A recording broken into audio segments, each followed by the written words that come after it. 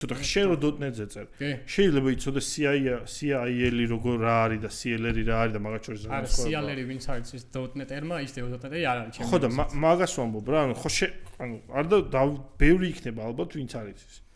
რომ აი შენ ეს გადმომაწოდე ნიკუშ, მე ეს გადმოგაწოდე. სამწუხაროდ იგი მე ამაზე ვილაპარაკებ 3 საათი და ესაა საქმის კეთება. მარტო აქ არ არის, ჩემი აზრით ბევრგან არის ეგ პრობლემა და ხო, ნუ მე რასაც შემტკივა ახლა რა თქმა უნდა. აქ როა და. Ghost საზოგადოებამ რო ფული გადაუხადოს პირობითად და ვის ბიჭო? თუნდაც. Andrew Hellsworth. რატო? დღევანდელობაში ფული კოსტიმაში გადავედით ახლა კონტროვერსიაში.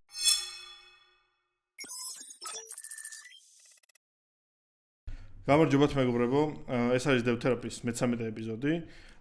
დღეს ძალიან განსხვავებული ეპიზოდი გვექნება ტექნიკური ბექგრაუნდის მხრივ. ჩვენი სტუმარია დღეს ჩვენი ძმა და მეგობარი ნიკუშა.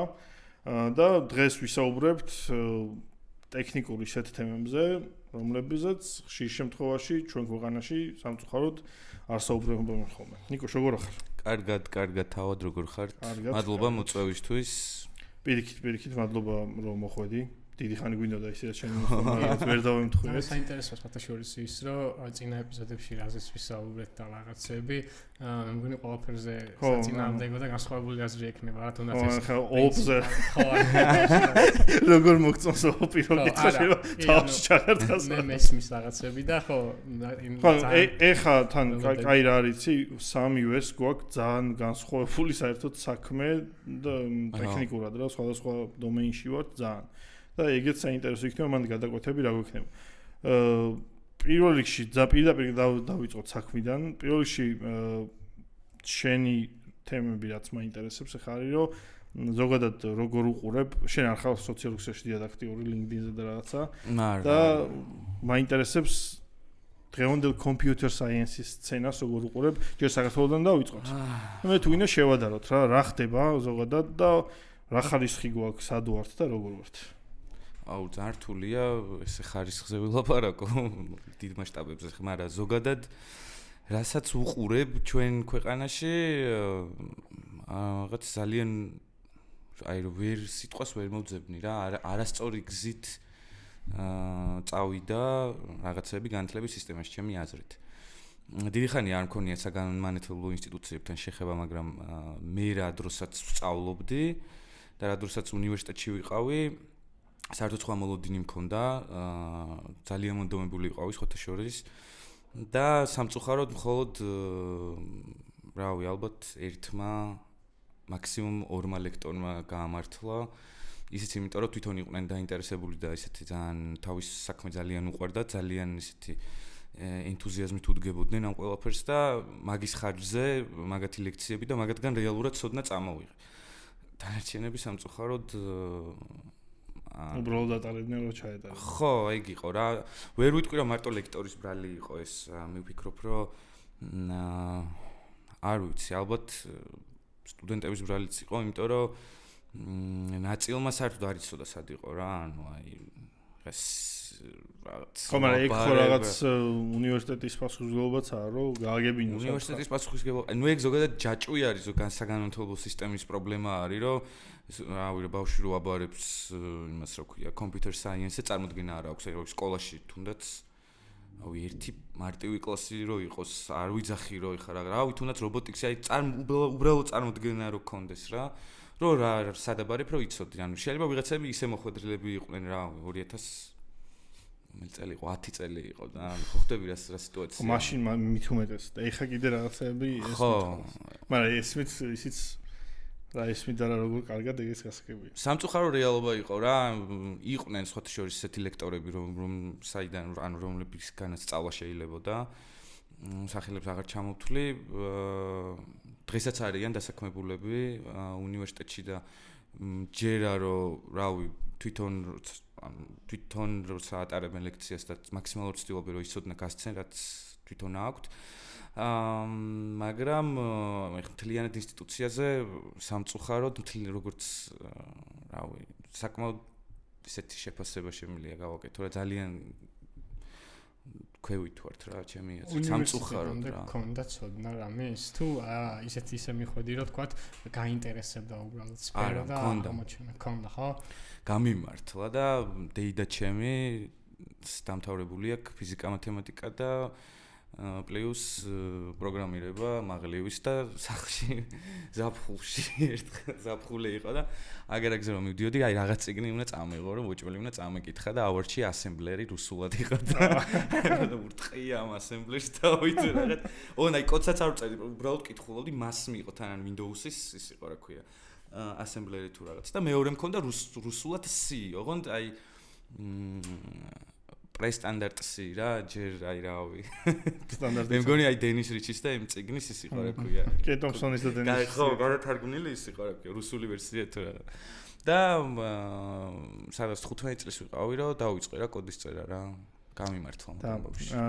ნახე დღეს როგორ შენ მაშინ C-ზე გაიგე და ასემბლერზე. ხო, ასემბლერი და მე ეს არქიტექტურის სწავლით დავიწყე. იმიტომ რომ სხვა ერთ ასემბლერს ყველა წიგნი ასემბლერის ეგრე იწყება. დღეს ვიღაცას რაღაც ეს აი მაგალითად შენ რო წეგან თქვი რომ უნივერსიტეტამდე რაღაც გესმოდესო ადამიანსო რა სად მიდიხარო დღეს რო ავიღოთ მაგალითად 17 წლის 16 წლის მოზარდი რომელიც რავი უნივერსიტეტში ემზადება ჩაბერებული ესმის რა JavaScript-ი React-ი Web-ი კიდევ ერთხელ ვამბობ ანუ არა ვითარ შემთხვევაში არ ვაკრინებ კაცო ამ ტექნოლოგიებს მაგრამ უბრალოდ ერთი მხოლოდ რაღაცა რავი ანუ დღეს 17 წლის მოზარდი რომელსაც აინტერესებს მაგალითად ოპერაციული სისტემები ან C ან კაი რავი Rust-ი ვთქვათ არ ჩავიციქოთ მაგალითად C-ზე რა ეგეთი მოზარდი მე არ მინახია ანუ რავი თუ სადმე არსებობს მე ვფიქრობ რომ enterprise development-ი ცოტა სხვა რაღაცა რა და არ საჭიროებს უბრალოდ ხო და მაგას ვამბობ კი ბატონო არ საჭიროებს მესმის ვაფშე არა საჭირო მაგრამ რატო არის ინტერესი მარტო აქეთკენ რატო არ იწყებს ხალხი მაგალითად ფუნდამენტალებით სწავლას? იმიტომ რომ ვიღაც ტიპები დღესდღეობით საქართველოში აპელირებენ მაგაზე, რომ მოდი ძმაკაც შენ ჩემთან, აგე, გასწავლი ძმაო Vue.js, აგე შედეგი გექნება ეს X თვეში რაღაც შედეგი გექნება. ეგეც მესმის არიან ტიპები, ვინც მაგას გავლენ, შევლენ მაგალითად, მე მაგიდან ინტერესი გაუჩნდებათ და რაღაცებს მე სიღრმისეულად ისწავლიან. მაგრამ ჩვენ ეხლა ვლაპარაკობთ, რომ საქართველოში ძირითადად უზრდით და იზრდებიან, ანუ framework developer-ები რა. framework-ები ტიპები, რომელსაც მე არ მაქვს ინფორმაცია, რა ვიზრდით, რა ხდება, ზოგადად თქვენ უფრო გაქვთ. მე მაგალითად ესეთი ტენის მაქვს, რომ ესე მესმის, რომ მოკლედ, ანუ თლიანი აპელირება ხდება მაგალითად აკადემიების ან ზოგადად ვიღაც ტიპების, რომ ძირითადად ასწავლიან რას? ანუ front-end development-ს. ანუ რადგან learning curve ამას პატარა აქვს და მართლა შეგიძლია რომ მართლა დასაწყისიდან ფუნდამენტალების და ბევრი რაღაც გარეშე მარტივად დაიწყო პირველი სამსახური ინტერესი არის აქეთკენ. მაგრამ და მე მაგას აკლდება ის რომ ის ელემენტები რასაც შენ ამბობდი მაგალითად ის computer science-ის ფუნდამენტალები ეგრე აღარ გამოდის. და რაღაც მხრივ ალბათ ბაზარს ეგეც აწყობს რა, რავი, მუშაობს, რავი, რატომაც არა. მაგრამ საბოლოოდ რა გვაქვს შედეგი? რომ საქართველოში მაგალითად თითზე ჩამოსათვლელი არიან კომპანიები, ავიღოთ ან ხალხი, ვინც მართლა რაღაცა სერიოზულს და ისეც აკეთებენ. და თუ ვინმე ეგეთი ტიპი აქ არ მუშაობს. ხო, წასულია და სხვაგან მუშაობს, რავი რა, ანუ რთულია რა აქ ეგეთი ტიპები და მაგას ვამბობ, სად უშვებთ შეცდომას რა, ანუ რატო არ ინტერესდებიან ტიპები სხვა რაღაცეებითაც. მე მგონი მარტო ჩვენთან არ არის პრობლემა და ზოგადად სოფლიო მასშტაბით დაიწყო რა. ამ სოფლიო მასშტაბით აი ხა აი სიტყვაზე ევროპაში ადამიანს უკვე ან შესაძლებლობა აქვს რომ ტრეინინგი გაიაროს და გახდეს QA.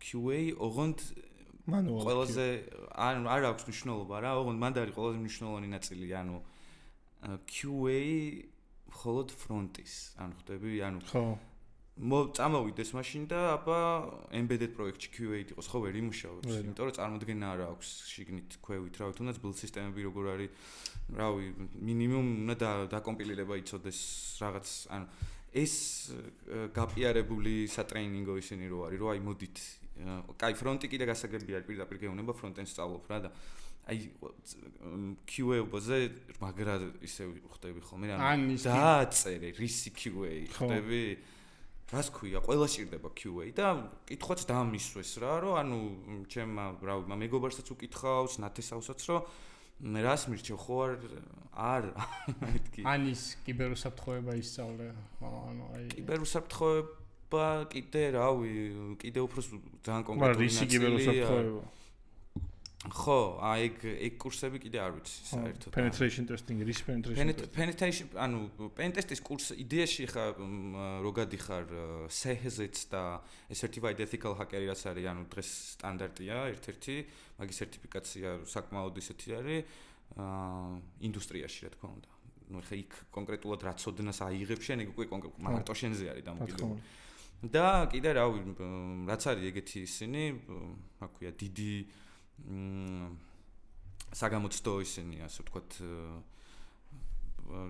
penetration testing-ის ნუ გეუნება რომ რავი აი ეს გვაქვს მასალა ეს უნდა ისწავლო ეს უნდა ჩააბარო მე გაძლევს იმას რა ქვია ვირტუალურში ორ ან რაღაც რამდენიმე გასატეხ იმას ნუ ეგრე არის რა და სიმულაციას აკეთებს ამ ყველაფრის და ოკეი ეგ კიდე რაღაც ძალიან კონკრეტული არის რა აი რაღაც შეიძლება რაღაც ანაბანა მაინც ისწავლო რაღაც კურსზე მაგრამ და ნუ ხო, მაგრამ აი ეს აი ხაზგასმის გარეშე რაღაცების დაპიარება მიდის ეხლა რა ჩემი აზრით რა რომ აი მოდი გასწავლი ამას, მოდი გასწავლი იმას, ანუ ფრონტენდი ეს, ფრონტენდი, ანუ გასაგებია, საიდან მოდის ფრონტენდი, რავი, JavaScript-ი ასწავლე თუ ეგრე, ანუ კარგად საფუძვლიანად JavaScript-ი ასწავლე. მე გადაწყვიტოს იმან რომელი ფრეიმვორკი უნდა რა, ანუ რაღაცა ძალიან მეგონია რომ ინდუსტრიამ აურია, მაგრამ ინდუსტრიამაც აურია და ნახეთ ან თვითონ ადამიანს უნდა ესმოდეს ეგეთი თემები, რომ იცოდეს რომ არსებობს და საინტერესოა.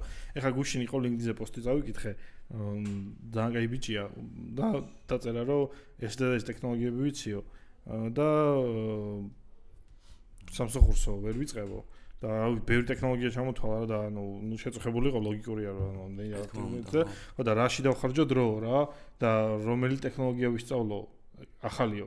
ანუ რეალურად მე მივწერე დეველოპერი ამბის მეთქი ანუ ფუნდამენტალების მიაქცია მეთქი ყურადღება თქო რა და რაღაცები აუხსენე თვითონ მიხვდა მიმართულება მივეცი და თვითონ მიხვდა საით უნდა წავიდეს ანუ რას ვამბობ ანუ ეხა ამ ადამიანს რო ესმოდეს გარშემო ამ ტექნოლოგიების შესახებ უფრო მეტი ლოგიკურია რომ თვითონ მიხვდება კითხვაც არ დაჭირდებოდა რომ დაესვა რომ აი ეხა კიდე დამატებით მაგალითად PostgreSQL-ი ხო არ ვისწავლო ან კიდე რამე სხვა ბაზა მაგრამ რეალურად მან კი არის რა რომ მე ესე ვთვლი რომ ანუ დამატებით ტექნოლოგიების სწავლა დღეს იმდენი ტექნოლოგია რა ვიცი დღეს Node-ს ვისწავლე ხვალე Java-ს რავი ეგა მთავარი არის რა მან ჩემი აზრით რომ აი ის საფუძველი რაც არის კარგად რო ისწავლი მაგას ხო მე შენ თვითონ უკვე გეცოდინება რა ტექნოლოგია უნდა ისწავლო და რისთვის ეხლა მაგაზე ან ძალიან ხშირად ვახსენებ ხოლმე ამ ფუნდამენტალებს და საფუძვლებს შენ როგორ თვლი ანუ რა არის ძლიერი ფუნდამენტალი რა ანუ ინჟინერისთვის ძლიერი ფუნდამენტალი რა და მე მაქვს კითხვა წერნა penetration testing-ი რო ახსენა მაგას ვიღაცები გეკითხებიან ხოლმე რა ხშირად ვამბობთ ხოლმე აი ფუნდამენტ საფუძვლები ვიღაცა კითხავს რა არის საფუძვლები რა რას თვლი შენ საფუძვლად რავი, რაც არის კომპიუტერული მეცნიერების საფუძვლები რა, ანუ არ ვიძახი ხა რომ რაღაც ყველა ასემბლერი უნდა იცოდეს ან რავი, შეიძლება სიზეც არ წერდე, მაგრამ რავი, ჰარვარდის და არქიტექტურები თუნდაც რაღაც გაგონილი ხომ მაინც უნდა გქონდეს, აი მემორი მოდელები როგორ მუშაობს. რაღაცა ანუ აი თეორიები რაც არის ფუნდამენტური, რამაც მოგვიყვანა ასე ვთქვათ აქამდე დღეს რა ტექნოლოგიები ეგენი რო არ ყოფილიყო დღეს ეს ტექნოლოგიები არ იქნებოდა რა. მე ვფიქრობ რომ ანუ აი ეს ფუნდამენტების რაც დღეს ანუ მეცნიერული დარგია რეალურად მე ვერ ჯერავ და ვერ დავიჯერებ რომ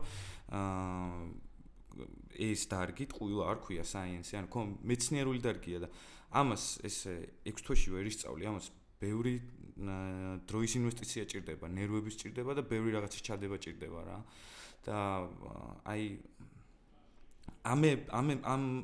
აი ყველაზე მნიშვნელოვანი რაღაცების არ ცოდნით ჩემი აზრით რავი შეგიძლია რომ დასაქმდე ამ სფეროშივე რავი თუნდაც ფრონტი დაწერო და რაღაც მაგრამ ჩემი აზრით ვერ ხარ ისეთი ეფექტური და კარგი მე ეგეთი რაღაცა პროექტების სკოპს ალბათ ვერ გაცდები. რაღაცა სკოპს ვერ გაცდები ბუნებრივი არის, იმიტომ რომ შენ თუ მარტო რაღაც ერთი ტექნოლოგია იცი და ფრონტზე მხოლოდ მაგას აკეთებდი მთელი ცხოვრება და არ დაინტერესდი. ანუ ხო შეიძლება იყოს რომ არ დაინტერესდი, ანუ მაშინ ვერ წახვალ წინ რა. ხო, სხვა პროექტის სკოპს ვერ აიღებ რა. ვერა ხო, ანუ და რაღაცა მაგალითად შენ ფრეიმვორკში რაღაცა პერფორმანსი შუა და ის ფრეიმვორკი რო open source-ია, ანუ ვერ წახვალ იქ ვერ ჩაიხედები და იმას რა ქვია, PR-ს იქ ვერ გაუხსნი მაგას.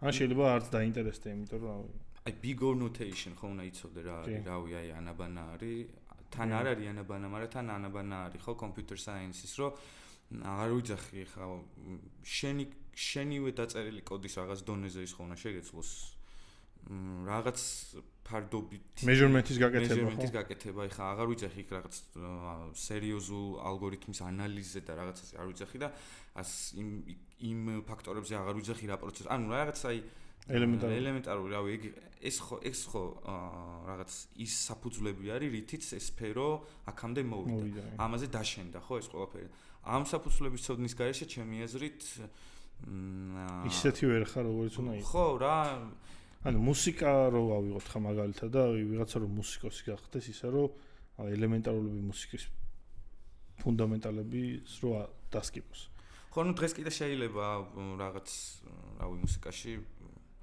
უამრავი ხელსაწყო არის არსებობს და სოფტი და შეგიძლია დაწერო მუსიკა და შეიძლება არ კონდეს კლასიკური მუსიკალური განათლება, მაგრამ აი გააჩნია რაზე ლაპარაკობ რა, ანუ არ ვიცი ხა ფრონტზე სიტყვაზე ანუ ეხ ძალიან ისე ჩავიციკლე ამ ხო, ნუ რავი ბექი ავიღოთ. არ მინდა რომ ცუდად ანუ არ ვაკნინებ ამას, უბრალოდ ვიძახი რომ დღეს იმდენად ეს ისე პიარდება რომ აი 6 თვეში ფრონტ-ენდ დეველოპერი, 6 თვეში QA, 6 თვეში რაღაც, 6 თვეში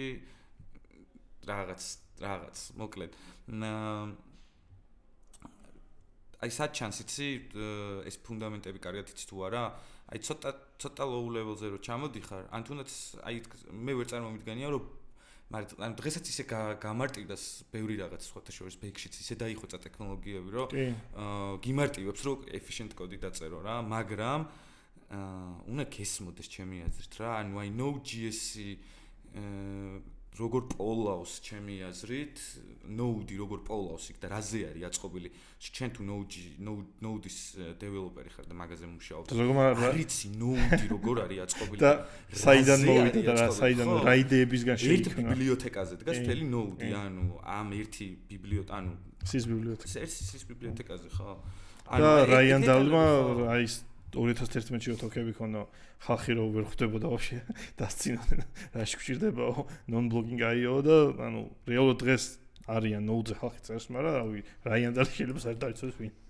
ეგრე ხო, ნუ ეგრე რო გავყვეთ იმამდე მივალთ რომ დენის რიჩიც არ იციან ვინ არის, მაგრამ ნუ anyway ხო ანუ ისე არ მინდა გამოვიდეს რომ ძალიან ეხა არა მაგას ცუდად რო ყველა ენთუზიასტი ვერ იქნება ხა იასნა მაგრამ ჩემი აზრით შენ თუ შენ სფეროში და შენ მიმართულებაში როგორ წარმატებული თუ ვინა რო იყო წარმატებული თუ ვინა რო იყო მოკლედ ანუ შენ თუ პრეტენზია გაქვს იმის მე მოდი ესე ვთქვათ რა შენ თუ პრეტენზია გაქვს იმის რომ სამსახური დაიწყო მარტივად და იყო მოთხოვნადი დღესდღეობით ისე არის მართლა შეგვიძლია გამარტივებული რაღაცები და დამხმარებლები შექმნელი, რომ მინიმუმ, ანუ bare minimum-მა აიწია.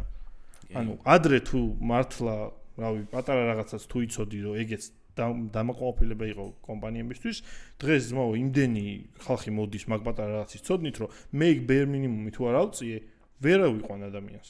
ვერ ავარჩევ. ლოგიკური. რომ ვერ ამოვარჩევ 30 კაციდან ვერ ამოვარჩევ, იმიტომ რომ რავი, ყველა მიცის ძმაო, solid პრინციპები. აი როგორ ავარჩიო მითხარ.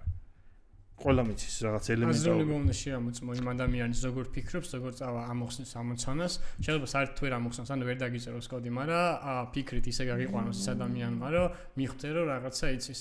ასე რომ მაინდა-მაინც იმის პოპულარიზაციას ნუ გავაკეთებთ, რომ ვიღაცა დეველოპერმა სის სწავლა დაიწყოს. არა, სის სწავლა არ უნდა დაიწყოს. მაგალითად მაგის წინააღმდეგი ვარ. ფუნდამენტალები მესმის, მაგრამ თანამედროვე და საიტის დაწერა რო გინდა ადამიანს ბავშვი რო ხარ 18 წლის და საიტი რო გინდა დაწერო იმ ბავშვს როგორ უნდა მოსთხოვო რომ რაღაც ხო მაგას არ ვამბობთ ანუ მე მგონი ჩვენი იცი რას ვამბობთ უბრალოდ რას ტექნოლოგიაშიც მუშაობ Просто იმ ტექნოლოგიაში ის ტექნოლოგია შენამდე როგორ მოვიდა? ეგ უნდა იცოდეთო. მაგაში თანხმდებით. მინიმუმ იმიტომ უნდა იცოდე, რომ გასაუბრებაზე რო გახვალ და ვიღაც ტიპი რაღაც კითხვას დაგისმევს, რავი, მონაცემ სტრუქტურები არ უნდა იცოდე? კი, არა, აუცილებელი არის. როგორ უნდა დაწერო კოდი მონაცემ სტრუქტურების ქვეშ? 90, აი რავი, ეხლა რო შემეძლოს просто აი ავიღოთ დეველოპერების დაწერილი კოდი. აი 90% იქნება მარტო array. array list-ი.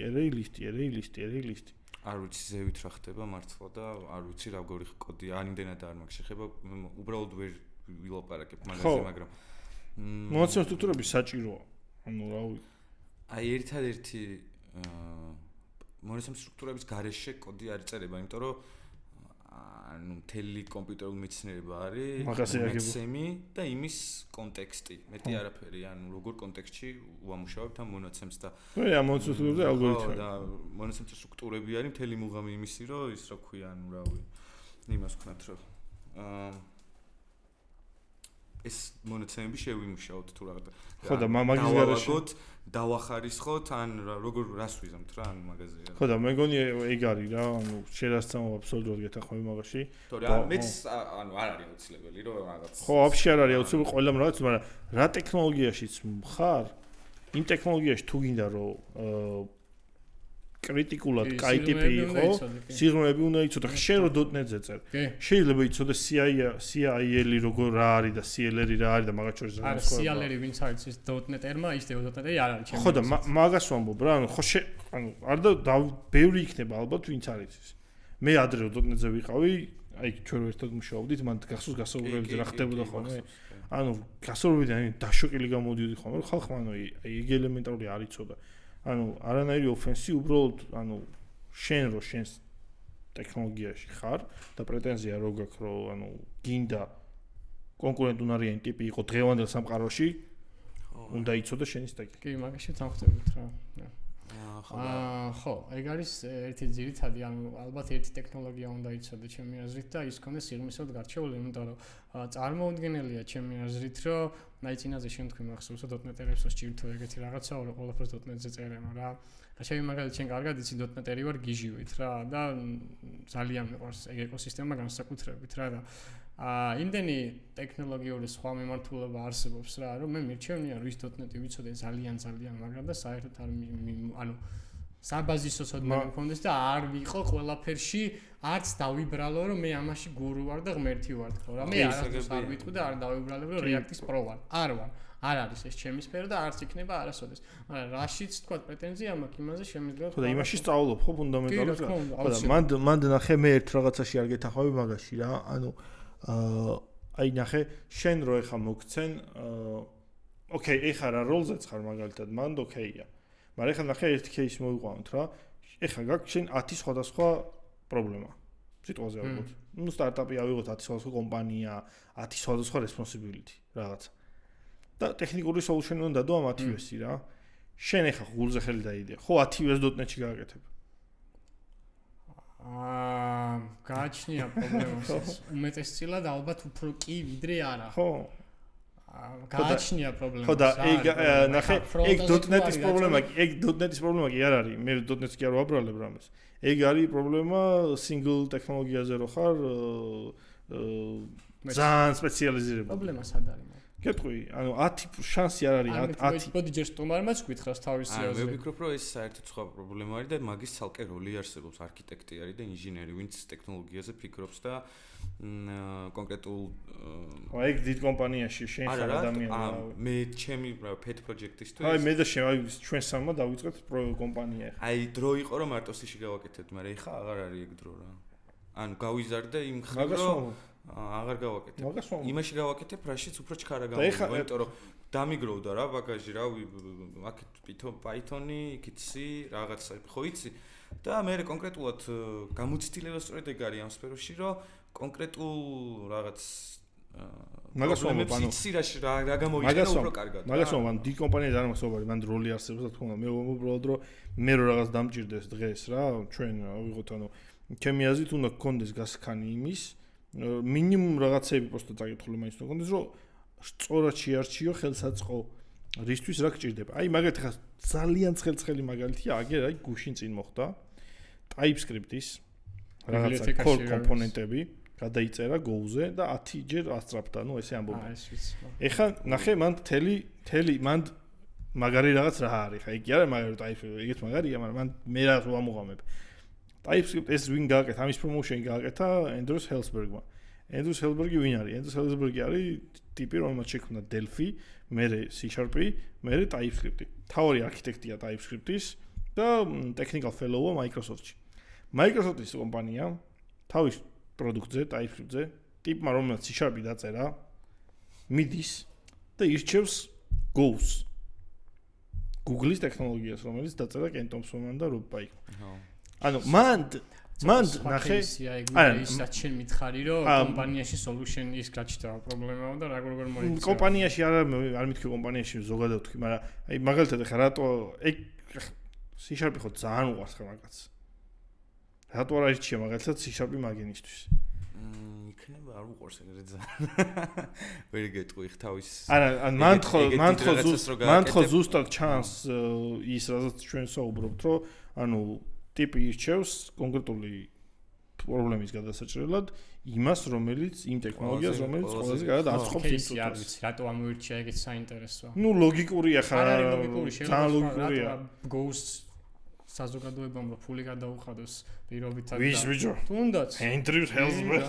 რატო? დღევანდელობაში ფული იმაში გადავედით კონტროვერსიაში. ხო, ანუ ზოგადად მიზეზი მაინც გონია რაღაცა უნდა არსებობდეს რა. ანუ ჩისტა ტექნიკური მიზეზი იქნება რაღაცა, რავია, ბევრია მიზეზი არსებობს, მაგრამ მან ანუ ძირითადად ახლა ჩემი ინტერესი ეგ არის, რა მიზეზის გამო არ აირჩია მაგალითად Rust ან C# ან C, რატო აირჩია Go, მაგრამ მან მე იმას ხედავ უბრალოდ რომ ეგ ტიპი რო იყოს მაგალითად ძალიან სპეციალიზებული რაღაცაში, ლოგიკურად აირჩიოდა Microsoft-ის ტექნოლოგიას. მაგრამ აირჩია Go, იმიტომ რომ იმ წუთას შეიძლება Go-ს უარ მოწონდეს, მაგრამ იმ წუთას ალბათ იმ პრობლემის მოსაგვარებლად ეგენა იყო საუბარი. ლოგიკურიც არის, იცი რა არის? რაშიც კომფორტულად ხარ და რაშიც იცი რომ ანუ შენ თავის რწმენა გაქვს, პირველი იმას არიჩევ, რა თქმა უნდა რა. ეხლა რაღაც სიტყვაზე რომ თქვა, ვიცი JavaScript-ი კარგად და რაღაცა პროექტი მაქვს და შემილია დავწერო JavaScript-ზე და რაღაც ბევრ სხვადასხვა რაღაცებზე, რა თქმა უნდა, მაგასაუბრია. ხო, რა, იმიტომ რომ ვიცი ჩემი თავი იმაში როგორი ვარ და იმას ისა რა ქვია, ამას აირჩევ. მაგრამ როცა მე რაღაც არსენალი გიგროვდება თულების და გამოცდილებების და ცოდნის, გადახედავ და ვარ, ესენი ვიცი, რომელი ჯობია აქედან, რომ ეს ტასკი გავაკეთო, რომელი პროცესორი არის. დავაი Python-ი, დავაი მაგასავალი. აი უკვე გამოცდილების და დროის ამბავია რა. მაგიტო არის ბევრი წელი უნდა რომ არქიტექტი და ინჟინერი გახდე, იმიტომ რომ სხვანაირად ამ გამოცდილების გარეშე დიფერენციის შესაძლებლობა ქონდეს. უბრალოდ შეუძლებელი არის რა. ანუ სუფთა ის არის ეს. სუფთა ნამუშ წლები ინვესტიცია, ბევრი ფეილის და ბევრი იმის შემდეგ გროვდება ეგ ცოდნა რა. რადგან დასაწყისში მე ვედამის ვიკითხვა, პასუხი არ გამიცია და მაინც გაქცემა ამას და მე გადავიდე შემდეგ თემაზე. ჩემი პასუხი მანდ არის ეგეთი რომ მე იმ ადამიანს რომელსაც მევალება რაღაცა solution-ით დადება ამ შემთხვევაში და ჩემს თანამშრომლებს უნდა ავარჩევინო კონკრეტული ტექნოლოგია. ოკეი, მე კაი, მაგრამ თემა ის არის მანდრა რომ საერთო ჯამში მან ბევრი სხვა რაღაცებია, რამდენად უღირს ბიზნესს სხვა ტექნოლოგიის ის მაგალითად ისე ვთქვათ cloud-ის subscription-ი გაქვს და .NET-თან ინტეგრაცია პირობითად უფრო მარტივია, მაგალითად რა ვიცი, ბევრი სხვა მიზეზი რა. აქედან გამომდინარე უმეტესწილად ალბათ ისე შერას თქვი რომ კომფორტულად რაშიც გსნობ თავს იმას ვიზავ იმიტომ რომ ის მუშაობს ის აკეთებს ბიზნესი ბედნიერია მეც ბედნიერი ვარ ჩემი თანამშრომლებიც ბედნიერი ვარ მე როდესაც ვიცი რომ რაღაცა scraper-ის ან parser-ის დაწერა შესაძლებელია .NET-ში მე არ ავირჩევ Python-ს იმიტომ რომ საზოგადოებრივ აღიარებულია რომ Python-ი მაგისთვისა ხო ანუ გამარტივებულია ბევრი რაღაცა როდესაც scraping-ზეა საუბარი რა არ გეთანხმები. არ გეთანხმები მაგაში? არა, Python-ი ბევრად მეტი არის ვიდრე ეგ, ანუ არა, კი, მაგაში ვთანხმდები, რომ ბევრად მეტი არის რა, მაგრამ აი scraper-ების case-ი რადგან მოვიყვანე უბრალოდ ხო, ნებისმიერ LLM-ს რო კითხო scraper-ი დამწერო, პირველი ენას აირჩევს Python. ხო, ნუ იმიტომ რომ ძალიან ბევრი ისიც არის. თულია და უზარმაზარი ის რავი, ბიბლიოთეკები არის. ხო და ეხლა რა მინდა და სანამ ამაზე ვსაუბრობთ კიდე, წეხან ახსენე pen test-ი რა და ვერ ჩაგეჭერი. penetration testing-ის არსი საქართველოში და მსოფლიოშიც ბევრმა არ იცის რა, მაგრამ ვინც იცის მისი ღირებულება ძალიან მომგებიანი რაღაცა არის რა. აი ჩვენ მაგალითად კომპანიაში რამოდენიმეჯერ ამ კომპანიასაც ვარ და წინაზე სადაც ვიყავი penetration testing-ი, ქონდა როგორ იცი, ამისთვის ცალკე თიმი დავიქირავეთ. განაშიგნით ჩვენ ვიყავით პენტესტერები, თიმი დავიქირავეთ და ის თიმი გვემსახურებოდა, ოღონდ იმ თიმს გავუმართეთ საკუთარი გარემო, აბსოლუტური ასლი production გარემოსი ყველაფერი ის ყველაფერი და ისინი გვემსახურებოდნენ. ნუ ერთხელ რაღაცა შეეშალათ და სხვა რაღაც მოხდა მაგის მაგასაც მოვყვები, მაგრამ აი შენი გამოცდილება როგორია penetration testing-ში, მის აუცილებლობაში enterprise development-ში ან ნებისმიერ სახის development-ში და აი რას ფიქრობ მაგაზე რა? მე არ ვიცი რა თქვი რომ თავიდან ვერ გავიგე, ანუ სოფლიოში და საქართველოში აღარ აქცევენ დიდად ყურადღებას, მე მგონი პირიქით, არა? ბევრმა არ იცის უბრალოდ მისი მნიშვნელობა. მნიშვნელობა, ხო, ოკეი, მნიშვნელობა, ანუ პირდაპირ ქართულად რო გადავთარგმნოთ, ანუ მარტივი გასაგებია, შეღწევადობის ტესტი არის.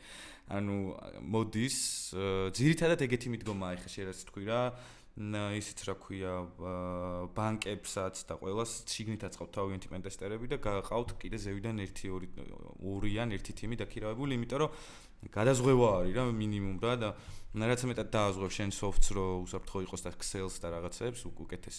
მაგრამ არ ვიცი რა scope-ს აკეთებენ ხოლმე და რა scope-ი არის მთლიანად ეს მაგათი პენტესტი რა. მე ვფიქრობ რომ მაგათი აპლიკაციის პენტესტი არის ხოლმე ძირითადად და scope-ი არის იდეაში დღეს ინდუსტრია ამას application security engineering-ს ეძახის რა. ალბათ აი უფრო ეგ scope-ი აქვს და ეხლა თვითონ რო აი ბანკის ან სიტუაციაზე ვთქვათ რომელიმე კორპორაციამ ესე მთლიანად Excel-ის პენტესტი შეუკვეთოს, მე არ ვიცი, აქ ეგეთი кейსი არ ვიცი. მაგრამ მნიშვნელობას რაც შეეხება პირდაპირ იმაზე, ანუ იმხელა გავლენას ახდენს შენი უსაფრთხოება შენს წარმატებაზე და ასევე გააჩნია კიდე რა სერვისს თავაზობ, არ ვიცი. ანუ ძალიან მნიშვნელოვანი არის, ანუ წარმოიდგინე რომ რა ბანკი იყო და ვიღაცას მარტივად შეეძლოს შენ Excel-ში შეღწევა და რავი, თუნდაც დაზიანება ამ სისტემის, აღარ ვიძახი რომ თქვა ფული მოგყაროს, ხო? აი ანუ რა რიცხავ და ეს ყოველდღიური მიწოდება ამ სერვისისაც რო ზიანდება, უკვე რამხელა დარტყმარი, როგორც ჩემთვის მომხმარებლისთვის და ასევე ბანკისთვის ან რაღაც სხვა კომპანიისთვის, როგორც ბიზნესისთვის, რა წაგება არის პირდაპირ, ანუ დღეს უკვე რაღაც დიდი кейსები თუ არის სოფლიოში რო იდება, ეგრევე ზარალი იდება ხოლმე რა, რომ აი რო გატყდა რა ზარალი ქონდა კომპანიას ან რავი, ან რაღაც ну თუ ფედერალური ან რაღაც სახელმწიფო თემა მაგას ესე არ წერენ ხოლმე რეალურად, მაგრამ ეს ბიზნესები წერენ, რომ აი პირდაპირ ციფრებში არის ხოლმე ასახული შენ Excel-ის უსაფრთხოების სისტემების ანუ აი ან გაუმართავობა ან რავი რის გამოც გატყდა პირდაპირ ციფრებშია ხოლმე ასახული. ანუ უმნიშვნელოვანესი ნაწილი არის დღეს ციფრული ბიზნესის. აწი ყველაფერი ციფრულია, ამიტომ ყველა ჩემი აზრით პენტესტი უნდა აკეთოს რა. ანუ როგორ შეიძლება ეხა ანუ აი რაღაც ვიღაცის რაი თუნდაც მონაცემებს სამუშაობდი მარტო და იმის ფინანსურ რაღაცებს სამუშაობდი და მაქსიმალურად არ ცადო რომ ესენი დაცული იყოს რა. საკმაოდ ისეთი მიმართულება არის. არ ვიცი ხა საქართველოში რა მოთხოვნა არის. ძირითადად ისევ იმ კომპანიებს ყავთ როგორც ვახსენე, ვისაც მეტი ფული აქვს და ესენი ბანკები არიან. თან კარგია და თან ძალიან სამწუხარო არის, იმიტომ რომ ბანკების იქით ასე ვთქვათ თანამედროვე ტრენდები რაც არის ტექნოლოგიების და მიდგომების და რაღაც მხოლოდ ბანკები ნერგავენ, იმიტომ რომ ისევ და ისევ ბევრი ფული აქვს და ესე ბაზარზე სხვა კომპანიები აი არც ალბათ 1-2 თუ იპოვი რა.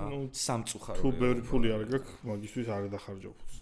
არ დახარჯავ, მაგრამ სადღაც მოგარტყავს რა, სადღაც ვიღაცას დაჭირდება. ნუ გააჩნია რა თქმა უნდა რასაკეთებ და რასაკეთებ.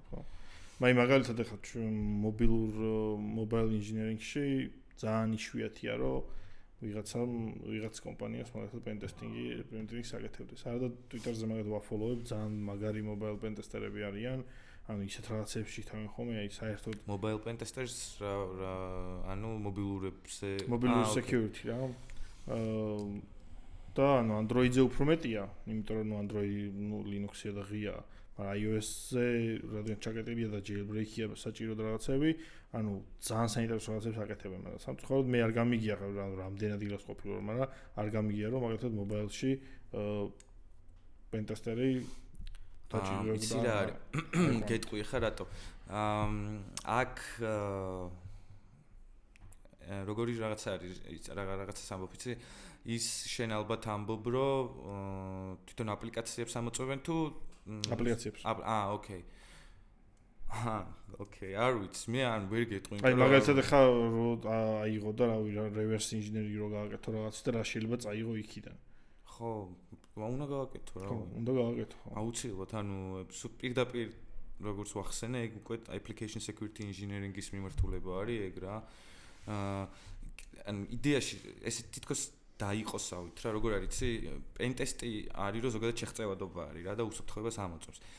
და თითქოს პენტესტშიც შედის, რომ შენი application security შეამოწმოს, მაგრამ დღეს უკვე იმხელა არის application და code base და ასე ვთქვათ, უსაფრთხოების ორი მხარე ჩამოყალიბდასავით რა, ერთმა შეიძლება რავი, აი მხოლოდ web აპლიკაციის და შენ Excel-ის შეღწევადობის ტესტი გააკეთოს და მეორემ აი კონკრეტულად დაწერილი აპლიკაციის code security რაც არის რა, ასე თქვი, არის code security-ის მიმართულება არის, რომ შეამოწმოს შენი კოდი რამდენად დაცული არის, აი რავი, თუნდაც მობილური აპლიკაცია არ აქვს მნიშვნელობა რა კოდთან გაქვს შეხება რა, ანუ ეს იქნება desktop აპლიკაცია Windows-ზე თუ Linux-ზე თუ მობილურზე იქნება რა, გინდა iOS-ზე, გინდა Android-ზე რა, ანუ ეგ უკვე ცალკე მიმართულება არის, რომ ამისთვის ქირაობენ და კონკრეტულად აი code security-ს ამოწმებენ რა. საკმაოდ მაღალანაზღაურებადი არის და საკმაოდ ბევრი ვაკანსია იდება, ალბათ ჩვენთან არ ვთქვა. და ისმის ლოგიკური კითხვა და ბევრს ეკნება მაყურებელს დარწმუნებული ვარ, ანუ ოკეი, საიდან უნდა დავიწყო ამის სწავლა. ეს იმდენად ფუნდამენტური ცოდნასთან არის კავშირში, რომ ანუ თუ პროგრამირება არ იცი და ზოგადად რაღაცები არ იცი, ამას ხო ვერ დაიწყებ. არ დაიწყებ. ანუ reverse engineering-ს დაიწყებ რა.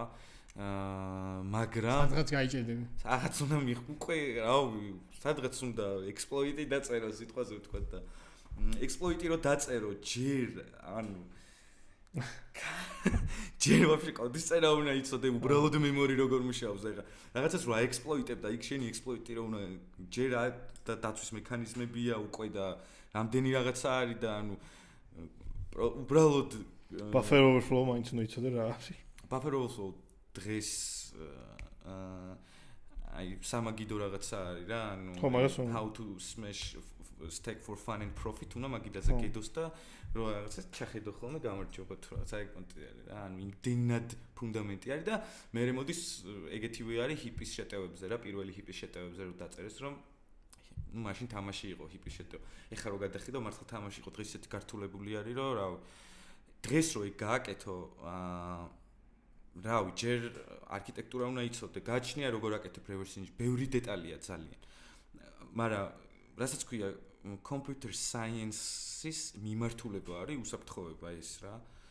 აქ თუ შენ კოდის წერა არის და ის ფუნდამენტები და ის რაღაცები, რაც computer science-ის გარშემო არის, წარმოუდგენელი კი არა, ანუ კი, მან გაგეირო შეუძლებელი არის რა, როგორ იზამ რა, ანუ ეგ სფერო არის, სადაც მარტივად შეიძლება გადროზე ექსტრუში. ხო, მან მნიშვნელოვანი ასევე ის არის, რომ reverse engineering-ზეა საუბარი, ხა რაგან თამაში ახსენე მაგალითად, მან ის მახსენდება, რომ აი ამას წინათ მე დავწერე შორის სტატია მაგაზე რა, რომ როგორ ხდება ზოგადად reverse engineering-ი, როდესაც თამაშის ჩეთებზეა საუბარი რა. ანუ მან როგორ არის ხო რაღაც როდესაც თამაში ეშვება რაღაც value-ები არის მოთავსებული რაღაცა memori-ში, იმის inspect-ს აკეთებ და ცვლი დინამიურად ამის რაღაცა მნიშვნელობას რა. ხო და მაგასაც სხვანაირი ცოდნა უნდა რა ჩემი აზრით. ხო და ნუ ის ფუნდამენტალები თუ არის მაგას ხო ვერ გააკეთე შანსია რა. სხვათა შორის ძალიან ცოტა ხანი ვიმუშავე game cheat anti-engine-ზე. აბა მოგები. ეს გირდება. მე ძალიან შორს ვარ game development-ისგან და არა უშავს. გეტყვი იდეაში როგორ იყო anti-cheat-ი kernel module driver-ი იყო და userland პროგრამა იყო და kernel-ის მოდული Windows-ზე აწვდიდა ინფორმაციას ამ userland-ს, რომ აი cheat detected თუ რაღაც. და რა თამაშის იყო თუ? აუ აღარ მახსოვს. რაღაცა online პლატფორმის რაღაც ტიპირალულებს აკეთებდა იმას, ხო, არახსოვს იცი რა თამაშიც აკეთებდა. ხო, იდეაში გეტყვი რას ვაკეთებდი რა, kernel driver-ის რაღაც ნაწილზე მუშაობდი Windows-ის. ცხოვრების პირველად მუშაობ Windows-ის kernel-ზე და ეგრევე ანტიჩიტი, შემთხვევით გაიძრო ეკონტი რა და მეთქი რავი რატო არა, ანუ მაინტერესებდა. საინტერესო იყო. აიმიტომ რავი ხა FreeBSD-ს kernel მოდულები მიწერია, ვერ ვიტყვი რომ Linux-ი მასტერი ვარ. ადრე დამიწერია FreeBSD-ს უფრო მეტად კარგად ვიცი FreeBSD-ის საკითხები rootkit-ებს ვეთამაშებოდი FreeBSD-ზე და მაგაზე პატარ-პატარა იმებს ვაკეთებდი რა ქვია ექსპერიმენტებს და მაქედან ვიცი მე ვაპირებდი Linux-ზე გადასვლას მაგრამ რატომღაც არა და ის შემთხვევით ეს Windows-ის ჩამივარა და ან თამაშებთან თან ხო იცი არ მაქვს ეს ან ინჟინერული მხრიდან ესეთი ის რა და საკმაოდ ის იყო საინტერესო იყო სხვათა შორის როგორც მახსოვს ну რა თქმა უნდა მემორის სკანავდა და შიგნით პათერნები ну მაგით იგებდა ხო ანუ და ლოგიკურად რა ვიღოთ ანუ ანტიჩატი როგორ იგებს რომ შენ ჩეთი გაკავშირებული runtime-ში უყურებს შენს მემორის და იცის იქ footstep-ი როგორი უნდა იყოს მოდი და მე მგონია რომ ეგრე ხდება ყოველ შემთხვევაში რა ანუ ის default DLL-ი რაც კომპილირდება, როდესაც ეშვება რაღაც აპლიკაცია ხო. ყველაფერს .NET-ის ენაზე ვულობა default DLL, არ არის იქნებ DLL-ი ზომა. ხო, არა, გასაგებია, ჩემ შემთხვევაში DLL-ის კაცია. კი. ხო და ანუ თუ ის იქ რამე შეცვლილია, იდეაში მაგით ხდება მაგის ამოცნობა, არა? არა, ძალიან ბევრი დეტალი არის, აი წარმოიდგინე. ოპერაციულ სისტემას შიგნით kernel-ში აქვს ცალკე სტრუქტურა, რომელიც წარმოადგენს პროცესს რა. ეხლა Linux-ში ყველა მიცის struct task-ი არის, ასე ვთქვი რა. Windows-საც აქვს ესეთი რა და ანუ შენ რო kernel-ში ხარ და kernel-ის API-სთან წვდომა გაქვს ძალიან ბევრი რაღაცისთვის ხელფეხი გაშლილი რა. kernel-ები WinAPI-ს გულისხმობ. არა, driver-ია ჩათვალი kernel-ი Windows-ის ოპერაციულ სისტემაში, რომ driver-ი არის ჩატვირთული, anti-chat-ით ეგრე იყო რა და ძალიან ბევრი anti-chat-ი ეგრე მუშაობს, იმიტომ რომ ძალიან მარტივი არის user space-ში. User space-ში, ასე ვთქვათ, მოვატყუო რა, იმიტომ რომ იმასაც და შენს დაახლოებით ერთი ის გაქვს რო ქვია, თანაბარი პირობები, ხო, აი თანაბარ პირობებში ხართ რა. კი მაინც შეიძლება რომ იქაც რა, მოკლედ, იქ kernel-ში რო ხარ, ძალიან ბევრ რაღაცაზე მიგიწვდება ხელი რა ოპერაციული სისტემის და რავი, ეგრე იყო რა, ანუ იდეაში იღებდა მეფებს, ბევრ რაღაცას ამოწმებდა რა. ჯერ ხო გადაულიდა ამ სტრუქტურებს რაღაც იქით აქეთ ამ პროცესების სტრუქტურებს, იქ სახელები, მთელი პათერნები იყო, რომ ეს ხო არ არის, მე იქ ჩექსამები შეგიძლია შეამოწმო, რომ რაღაც ცნობილი cheat engine-ების, რავი, DLL-ს ჩექსამი აქვს და რავი, მარტივად ამოიღებ და რაღაცა თუ ამ ფაქტარი და თავისივე პროცესში ჩაალოა და იქ ნახავ, ან თუ რამე სხვა პროცესში რაღაცაა ჩალოადებული, ისიც შეგიძლია ნახო, მაგრამ მანდ რა არის, იცი? ანუ აი სულ ისეთი თამაშია რა, თან performance არ უნდა შეუშალოს ხელი, თან ანუ აი ხო, შენი anti-cheat-ი გაუშვა და FPS-ი დაეცეს. ხო, ყველაფერი დაეცეს.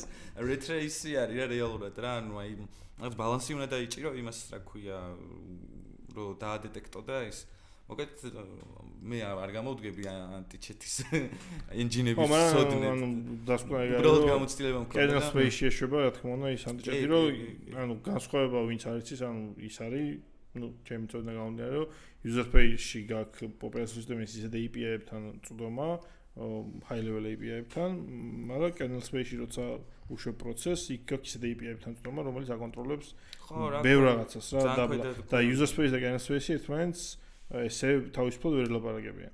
იმიტომ რომ user space-დან არ მოხდეს იქ kernel-ში რაღაცა ცვლილებების გაკეთება. იცი რა არის, ესე ელაპარაკები რავი, ნებისმიერ ოპერაციულ სისტემაზე ეს Windows-ი იქნება, macOS-ი თუ Linux-ი თუ ნებისმიერი, ანუ user space-ი რო kernel-ს ვერ ელაპარაკებოდეს, ოპერაციულ სისტემა არა, იგი ახსნა. просто ანუ რაღაცა ხო, მეტის შესაძლებლობები გაქვს რა, ეხა შენ ესე რომ ანუ როგორ გითხრა, ანუ user space-იდან რო დაიწყო პროცესებისგან ჯერ ერთი ის გინდა რა ქვია. არ არის ეგრე რა, ანუ პრივილეგია არ გაქვს ესე გაჩნია კიდე რა სეტაპები რა რანაირად გაქვს და რა ოპერაციული სისტემაა და როგორ არის დასეთაფებული რა, რომ სხვა პროცესის ესე მემორები იკითხო და ეს ეგრე ხო არ არის. კერნელში რო ხარ, ასე ვთქვათ, ნაწილი ხარ შენ იმის, რაც აკონტროლებს ყველაფერს და იქ ბევრად მეტად შეგიძლია, ხო რა, რავი. მაგრამ სამაგიეროდ სხვა ცოდნა გჭირდება, უნდა იცოდე ოპერაციული სისტემის ინტერნალები რა და არა მხოლოდ ის, რაც დოკუმენტირებული არის, უნდა ჩაიკითხო. და Windows-ი Windows-ში ვერ ჩაიკითხე. მაგამ ბავშვი. მიწაგეტილია ყველაფერი. ხო, არის დოკუმენტაცია. Public დოკუმენტაცია იქნება, ხო. მაგრამ თუ Windows-ი სხვათა შორის აი ყველანაირი Windows-ის ამბავში აი სამაგიდო წიგნი ალბათ Windows ინტერნალები იქნება რა.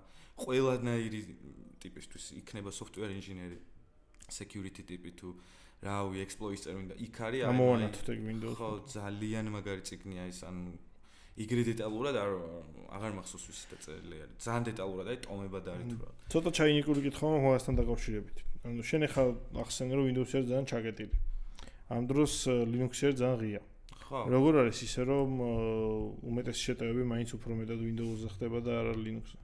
ან Linux-ი უფრო უსაფრთხოა? როგორ არის ისე რომ by default ოპერაციული სისტემის არქიტექტურა შეიძლება ითქვას რომ უფრო მეტად ისე არის აწყობილი რომ უფრო უსაფრთხო მიდგომები აქვს შეიძლება ესე ვთქვათ რა იმის მიხედვით რომ ყველა შეუძლია წავიდეს და კოდი წაიკითხოს რა თქმა უნდა რა მნიშვნელობა აქვს შენ კოდი შეიძლება წაიკითხო მაგრამ რო ჩაირთება და ჩაიტვირთება ხო ის არის იმპლემენტაცია ამის რა Windows-ზე მე ეგ კითხოს თუ მეც მქონდა აი რატო ალბათ იმიტომ რომ Windows-ი იმ სისტემ არ ვიცი უფრო მოთხოვნადი არის Windows-ი يعني შეუძლებლი ჰაკერისთვის იმიტომ რომ ყველაზე მეტი ვისი გატეხვაც უნდა Windows-ი არის იქ და არა Linux. და სოციალური ინჟინერიის ბევრად მარტივია Windows-ი შედარებთან ვიდრე Linux-ი. კი, გართულებული არის Windows-ი ბევრად, ანუ ესე ვთქვათ რომ Windows-ი უსაფრთხო არ არის. ძალიან წყალში ჩაღრა ჩამოდის, მაგრამ მაგათი security team-ის და პარტიულისთან ანუ ბევრს მუშაობენ რა. მე არ გამოვდგე Windows-ით მოსვლით, იმიტომ რომ ნოთმე. ხო, მეც, მაგრამ ფაქტად არის რომ მეტი შეტევები, მეტი უფრო მსგავსი რაღაცები არის Windows-ზე. და მოთხოვნის ამბავია რა, ჩემი აზრით. ხო, რამდენადაც უფრო desktop user-ები არიან. ხო, აი Linux, აი ესე რომ ავიღოთ, ანუ თქვათ რაღაცა დაგეგმილი გაკიბე კრიმინალს და რაღაც ანუ რას უტებ ხო? რაღაც ისეთ ინსტიტუციებს, სადაც ფინანსური ინტერესი არის, ან რაღაც ისეთ არ ვიცი ხა შეიძლება ეს კიბერესპიონაჟი და უკვე government content ხო არის, მაგრამ ეს მასიურად რო ავიღოთ შენ ტარგეტი ვინც იქნება Windows ოპერაციული სისტემა, იმიტომ რომ ერთ-ერთი ყველაზე პოპულარულია, ერთ-ერთი ყველაზე რავი, რატომღაც ყველაზე გამოყენებადი არის, ხო? ხო, ხო. და აქედან გამომდინარე მოთხოვნადი არის. 2% მე იმ დროს პოდკასტს უსმენდი და მოსახლეობის Linux-იც არ მაქვს, წარმოიდგინე ამ რავი PC-ზე FreeBSD მიყენია, იმიტომ რომ ყველაზე მაგრა პატივს FreeBSD. უმაგრესი ოპერაციული სისტემა არის ჩემთვის FreeBSD კერნელია? არა. თუ აი მაგალითად აი განსხვავება Linux და FreeBSD. ხო, ეგეც ვითხარი განსხვავება. ყველა BSD დისტრიბუცია რაც არის და რაც დაფუნძდა 4.4 BSD-ზე Berkeley-ში რა. მაქედან დაიფორკა ასე ვთქვათ FreeBSD-ც, NetBSD-ც და OpenBSD-ც. სრული ოპერაციული სისტემა არის. ანუ შენ რო დააყენებ მაგას, სრული ოპერაციული სისტემა გაქვს, ანუ თავში UI, GUI-ც და ყველა. არა, ეგ უკვე პაკეჯები არის, ეგ გნომი და რაღაცები შეიძლება დააყენო. ხო, რა თქმა უნდა, თავში რეპოები აქვს, ხა მაგალითად FreeBSD-ის ყველაზე მეტი user base იყავს და თავისი package manager-ი დაწერეს, რაღაც ადრე ის იყო ხელით აკომპილირებდა ports-ი რა, /user/ports-ი, ყველაფერი ჩაყრილი make file-ით და მაგით იშვებოდა ადრე. მე რაკნეს ახ თავის package manager-ი დაწერეს, ძალიან სოლიდური არის. ანუ თითქმის არ ერორდება, ისე კარგად ვიყენებ ხოლმე რა. ხო და რას ვამბობდი? სრული არის რა, ანუ შენ რო დააყენებ BSD-ს, გაქვს ყველაფერი, რომ ოპერაციული სისტემა გაქვს. ჩართავ და გაქვს shell-ი რა, რა თქმა უნდა, ნუ აირჩევი, რომელი shell-ი გინდა, C shell-ი, T shell-ი თუ რაღაცა. ეგ განსხვავებაა Linux და BSD-ებს შორის რა. Linux-ი ძალიან, რავი, აი თუნდაც Linux-ის ძალიან მე რაღაც Holy Wars-ებში არ შემილია შესვლა, მაგრამ რაღაც რატომღაც არიციან ხოლმე Linux-ი, რავი, ჯერ GNU Linux-ი მარტო კერნელი არის რა. ანუ დარჩენი არის ყველაფერი დისტრიბუცია, რავი, მეტი არაფერი რა. იგივე არის BSD-ებიც რა, ყველაფერი არის შიგნით, ანუ აი SSH-ის სერვერი და ვერსიები იმაშობა რა, აპდეიტებენ. თავისი life cycle open source-ია? რას მეკითხე? რა თქმა უნდა. FreeBSD რა იქნება და OpenBSD. ალბათ უფრო ის კითხვა უნდა მესვა, რამდენად აქტიური community ყავს. რავი, საკმაოდ რა. მე ფორუმზე ვარ, მე მაგალითად FreeBSD-ის ფორუმზე ვარ, ალბათ 2000 ეს ფორუმის Reddit-ის subreddit-ია თუ მაგათი ფორუმი? არა, იმენა მაგათი ფორუმი. Old school stuff. ძალიან old school, აი ძველი bulletin board-ები რო არის, ალბათ FreeBSD-ის წითელ ფერებში თუ რა. რა გითხრა, development-ის ამბავში არ არის ისეთი აქტიური როგორც Linux-ი, რა თქმა უნდა და მან პირდაპირ კორპორაციების ინტერესია და მაგიტომ ანუ Linux-ის ყველაზე დიდი კონტრიბუტორი Microsoft-ი რო არის და რაზე ვაპარაკობთ. აი Linux-ი ძალიან მაგარია, იმიტომ რომ ბევრ hardware-ზე იშვება, ხო, იმიტომ რომ იმათი ინტერესია ეგ. სამაგიეროდ გაქვს binary blob-ი და არ იცი вообще ის firmware-ი რა არის, სანამ reverse engineering-ს არ გავუკეთებ. ბევრი რაღაცა არის, ანუ არ ვაკეთებ Linux უბრალოდ ვიძახი რა, როგორ არ მაქვს ლეპტოპზე რაღაცებზე Linux-იც მაქვს, იმის გარდა რომ Mac-იც მაქვს და Mac-იც ხო. მაგრამ ანუ ეგ განსხვავება არის რა, BSD community არის ძალიან კონსერვატული რა, ანუ და ძალიან სიფრთხილით ეხება და ძალიან სიფრთხილით აკვირდება კოდს რა, ეგრე მარტივი არ არის რა. OpenBSD საერთოდ სიგიჟე არის. ეხა თეოდერატი იქ shut up and code რო აქვს.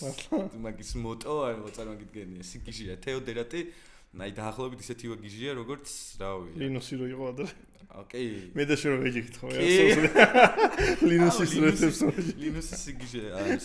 აი ეგეთი არის, ოღონდ ის უარესად სიგიჟეა. სამაგიეროდ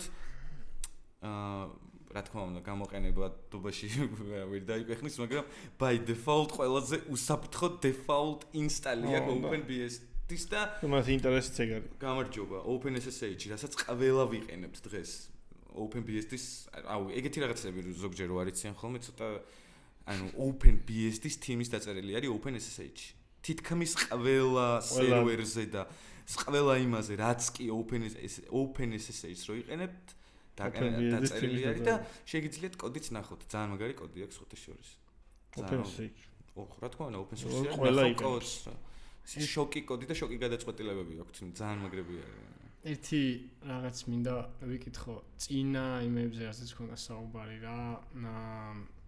აი თანამედროვე development-ში რომ არსებობს, თქვა, თუნდაც აი მე მგონი Torniquet-თან წინაზე რო ქონდა Go-ზე, იქ ვახსენეთ რა, რომ თანამედროვეობაში development-ი ძალიან რაღაც ჩარჩოებშია მოქცეულიო რა. ხო და აი მაგაზე რა შეგვიძლია გითხრა, აი მაგალითად თუნდაც ის რომ agile-ი ვთქვათ დეველოპერებისთვის შემაწუხებელია, მაგრამ შეიძლება ბიზნესისთვის მომგებიანი იყოს და მსგავსი რაღაცები რა. ძალიან გამიჭირდება მაგაზე რომ გელაპარაკო, იმიტომ რომ ასე ვთქვათ agile-ზე რო ვაპარაკო, მე აქეთ დაინტერესებული ვხარ, რომ არ ვიყო უაზრო ბიუროკრატიაში და ჩემგან სუბიექტური იქნება, მაგრამ იყო სუბიექტური ვაწყობს. ანუ ბიუროკრატიის ზოგადად ეგ პრობლემა რაც არის development-ს როგორ ზღუდავს და თუ მომგებიანი რამე შეიძლება გქონდეს შენი გადმოსახედიდან რა შეიძლება იყოს შენი პრაქტიკიდან რო გვისაუბრო ამას. მე ვერ ჯერა და ვერ დამაჯერებს ვერავინ რომ ყოველ დღეს სტენდაპი საჭიროა. აუ რა ვქნა რა, ვერ დავიჯერებ. როგორ შეიძლება ყოველ დღეს სტენდაპი საჭირო იყოს? ანუ აი რა მომგებიანი როგორ შეიძლება იყოს? აი კითხვა გამიკვირდა სხვათა შორის ბიზნესი მაგაზე იყო საუბარი რომ ბიზნესისთვის არის agile მომგებიანი თუ რომ ანუ ხო ამბობენ. რაში არის მომგებიანი? ანუ ცოფიანი ძაღლივით შევროცხავს არ ვაყენებ არავის ზოგჯერ და ხშირად მაგამდე მიდის ხოლმე რომ აი ეს მენეჯერები ვინც ანუ agile-ს ამ სტენდაპს აკეთებენ არიან მაგდონემდე მისულები ხოლმე. რა საჭირო არის? ან ხო შეიძლება ყველაფერი შენ ანუ რაც გჭირდება იმას მოარგო რა. მე არ მჭირდება მაგალითად ყოველ დღე შეხვდა ჩემთვის ანუ ბრალო და წარმოუდგენ რატო არის საჭირო? ჩვენს მე და შენ ერთ კომპანიაში კიდევ მუშაობდით. სადაც ყველა შედგება სტენდაპზე ჩემს შენ. ახსოვს. ანუ მე ბიჭო ნახე მე რაღაცების კეთება არ მიყვარს აუხსნელად რა. რა შეიძლება ჩემი მინუსია, ოკეი. მეც ეგრევა დაახლოებით მე და შენ ერთნაირად თუ შენ არ ამიხსნი მე და ეს ამათობდით რაღაც მე და შენ მქონდა ერთი solo one to one chat podcast-ი და მანდ მითხარი ეს რაღაც შენ რომ კაიო რა ეგრე გაწუხებს 10 წუთიო დილითო შედიო რა მოხდა მე ხო ან ჩემთვის ანუ ვერ მივიღებ მაგას რა ან შენ თუ არა ამიხსნი ამას მე რატო ვაკეთებ და ამას ჩვენი საქმისთვის რა value მოაქვს ანუ ოკეი 10 წუთი შეიძლება არაფერი არ არის მაგრამ ანუ მე რო მეშლება ანუ რისთვის ვაკეთებ რა 10 წუთი არ არის მოდი რეალურად ვთქვათ რა უფრო მეტია შეშფოთავს რა მინიმუმ 5 ადამიანი მაინც ხო არის ხოლმე მინიმუმ კი რავი და 5 ადამიანი ბევრი გამოდის რეალურად მე იცი რა არც ნახე ძალიან სიგიჟეში ვარ გადავარდეთ მე არც იმას ვიტყვი ხა აი მაგალითად ხა მე ვარ ერთ-ერთ გერმანულ კომპანიაში იქ არის კამბანი რა იგასთან სტენდაპები არის მაგრამ რა მომწონს ხა აქ რა ანუ არ ხარ შენ ვალდებული ამ სტენდაპზე ანუ სტენდაპზე რო არ შეხვიდე ანუ ვიღაც არ მოვიდა თავში არ ჩაგარტყავს რაღაცას რა ეგრე ვარ მეც და მაგიტო ვარ თავის ჩატია ანუ ჩატი არსებობს რაღაცის და შენ თუ რამე აპდეიტი გაქვს ანუ რავი მოიწერე რა ანუ შემოხოს ხალხო მეილინგ ლისტებით დაიწერე ოპერაციული სისტემები რაზე მელაპარაკებ ერთ შეხვედრა არ ქონია კვალით არ უნახავთ რავი ალბათ ლინუს და გრეკ ქართმენს ერთმანეთი თავიდან და იმიტომ ფორუმებით დაწერეს ამ ხელა ოპერაციული სისტემა რას ან ხა და მაგას მომავდი ეს აი როგორ შეიძლება იმაზე რამე სერიოზულს აკეთებდე რაზეც მთელი სამყარო დგას და შენ გჭირდება ესე პროდუქცია აკეთება FreeBSD-ის მაგალითაც მოვიყვან რავი ბორდი ყავთ თქო FreeBSD-ის ძალიან უცნაური მართლობა აქვს ერთი არავინ არ არის უფროსი რა ბორდი ირჩევა ხოლმე რა ამ ტიპები რა სტენდაპი ან ოპერაციულ სისტემას წერენ აუმჯობესებენ და სხვათა სამბოლოო დროს ტემპსაც მოუმატეს და იგივე Linux-ი რო აიღო, ეხლა წარმოვიდგინე Linux-ის რაღაც საბსისტემის სტენდაპები რო იყოს ყოველდღე თამაში ანუ Linux-ი ალბათ ანუ აი public ჩამოირჩევ და უეჭველი და ის დასანახად რომ ეს ხო აბსურდი არის ანუ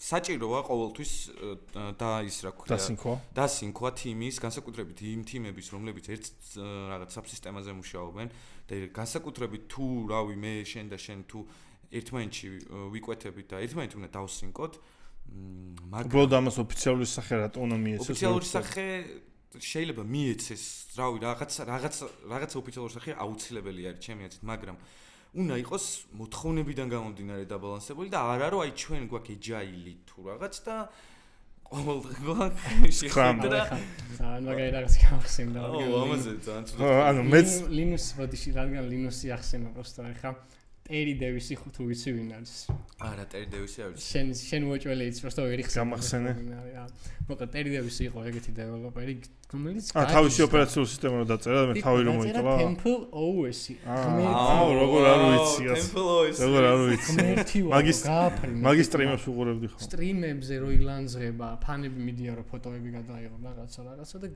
ლანძღავს ისე საჯაროდ რომ აი უბრალოდ ხერხული ამ ტიპი იყო გიჟიშ მოზოს შიზოფრენია დაიმართა კოდის წერის დროს მათარებელმა გაიტანა სამწუხაროდ ვაუ რა დრამა გაიგე აი ხა რატომ მოვიყვანე ეგ მაგალითად ანუ ეგეთ ადამიანს რომ უთხრა რომ სტენდაპზე შემოდიო ანუ ხო თავში ჩაგარტყავს რაღაცას ხო და მოკლედ რავი ანუ რადგან ამ ტერი დევის საუბრობთ და რაღაცა მესმის გვიაზრებ იმას რომ ეს რაღაც ოპერაციულ სისტემებს რო წერენ ეგეთი ტიპები მათთვის agile მსგავსი მიდგომები არაფერი არ არის რა და რავი გახსენდება საერთოდ თანამედროვეობაში ისეთი პროექტი ან რაღაც დიდი რომელიც იდეაში agile-თან იმიტომ რომ მაგალითად ეხლა ჩვენ გვყავდა Zuba გვყავდა მაგალითად რომელიც Rockstar-ში მუშაობს GTA 6-ზე რა და იმან პირდაპირ გვიცხა რომ არავით არის agile და ის მსგავსი რამ არ გვაქვს. სტენდაპები გვაქვს ხო? ხო.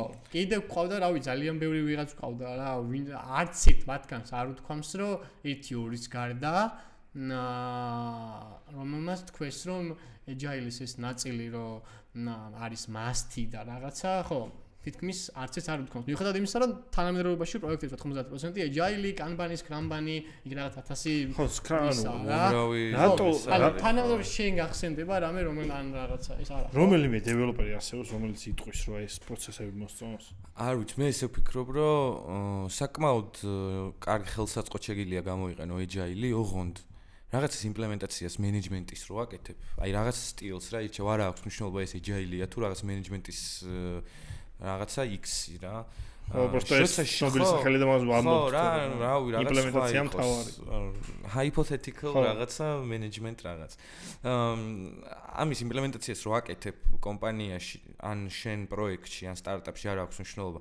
რატო აკეთებ ზუსტად უნდა იცოდე, ანუ მიზანი რა. მიზანი და ხო, რატოც ხო მაგას მოიცავს, რატო აკეთებ, რომ ამით რისი მიღწევა გინდა.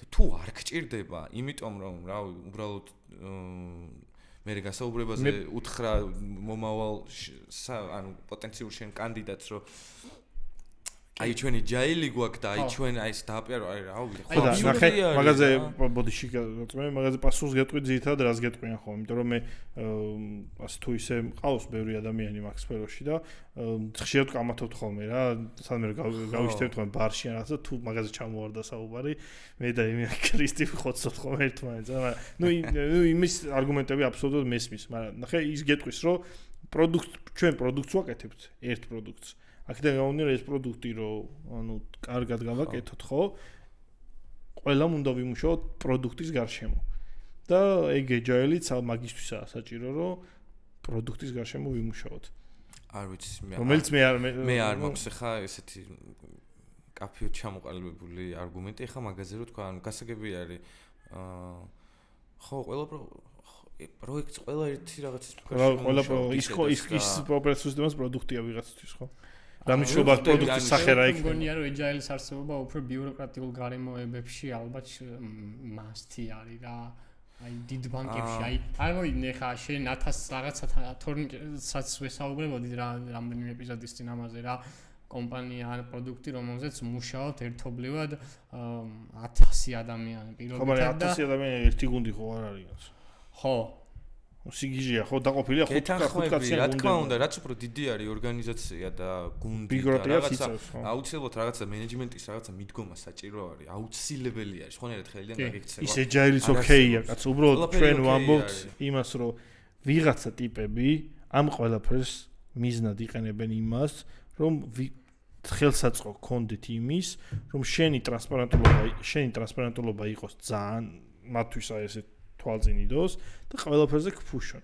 ეგა მაგის ცუდი გაგება. თორე დარწმუნებული ვარ, ვინც ის agile-ის პრინციპები შექმნა თავიდან და მანიფესტო გააკეთა, ძალიან კაი იდეები ჰქონდა, მაგრამ მე რო ვარ ბოდიში და ცოტა ვირიშვილი ადამიანი, შემიძლია რომ ის იმპლემენტაცია მე ჩემ გუნდს ისე მოვარგო, როგორც მე მაწყობს. და მე ის გავასაღო სტანდარტად.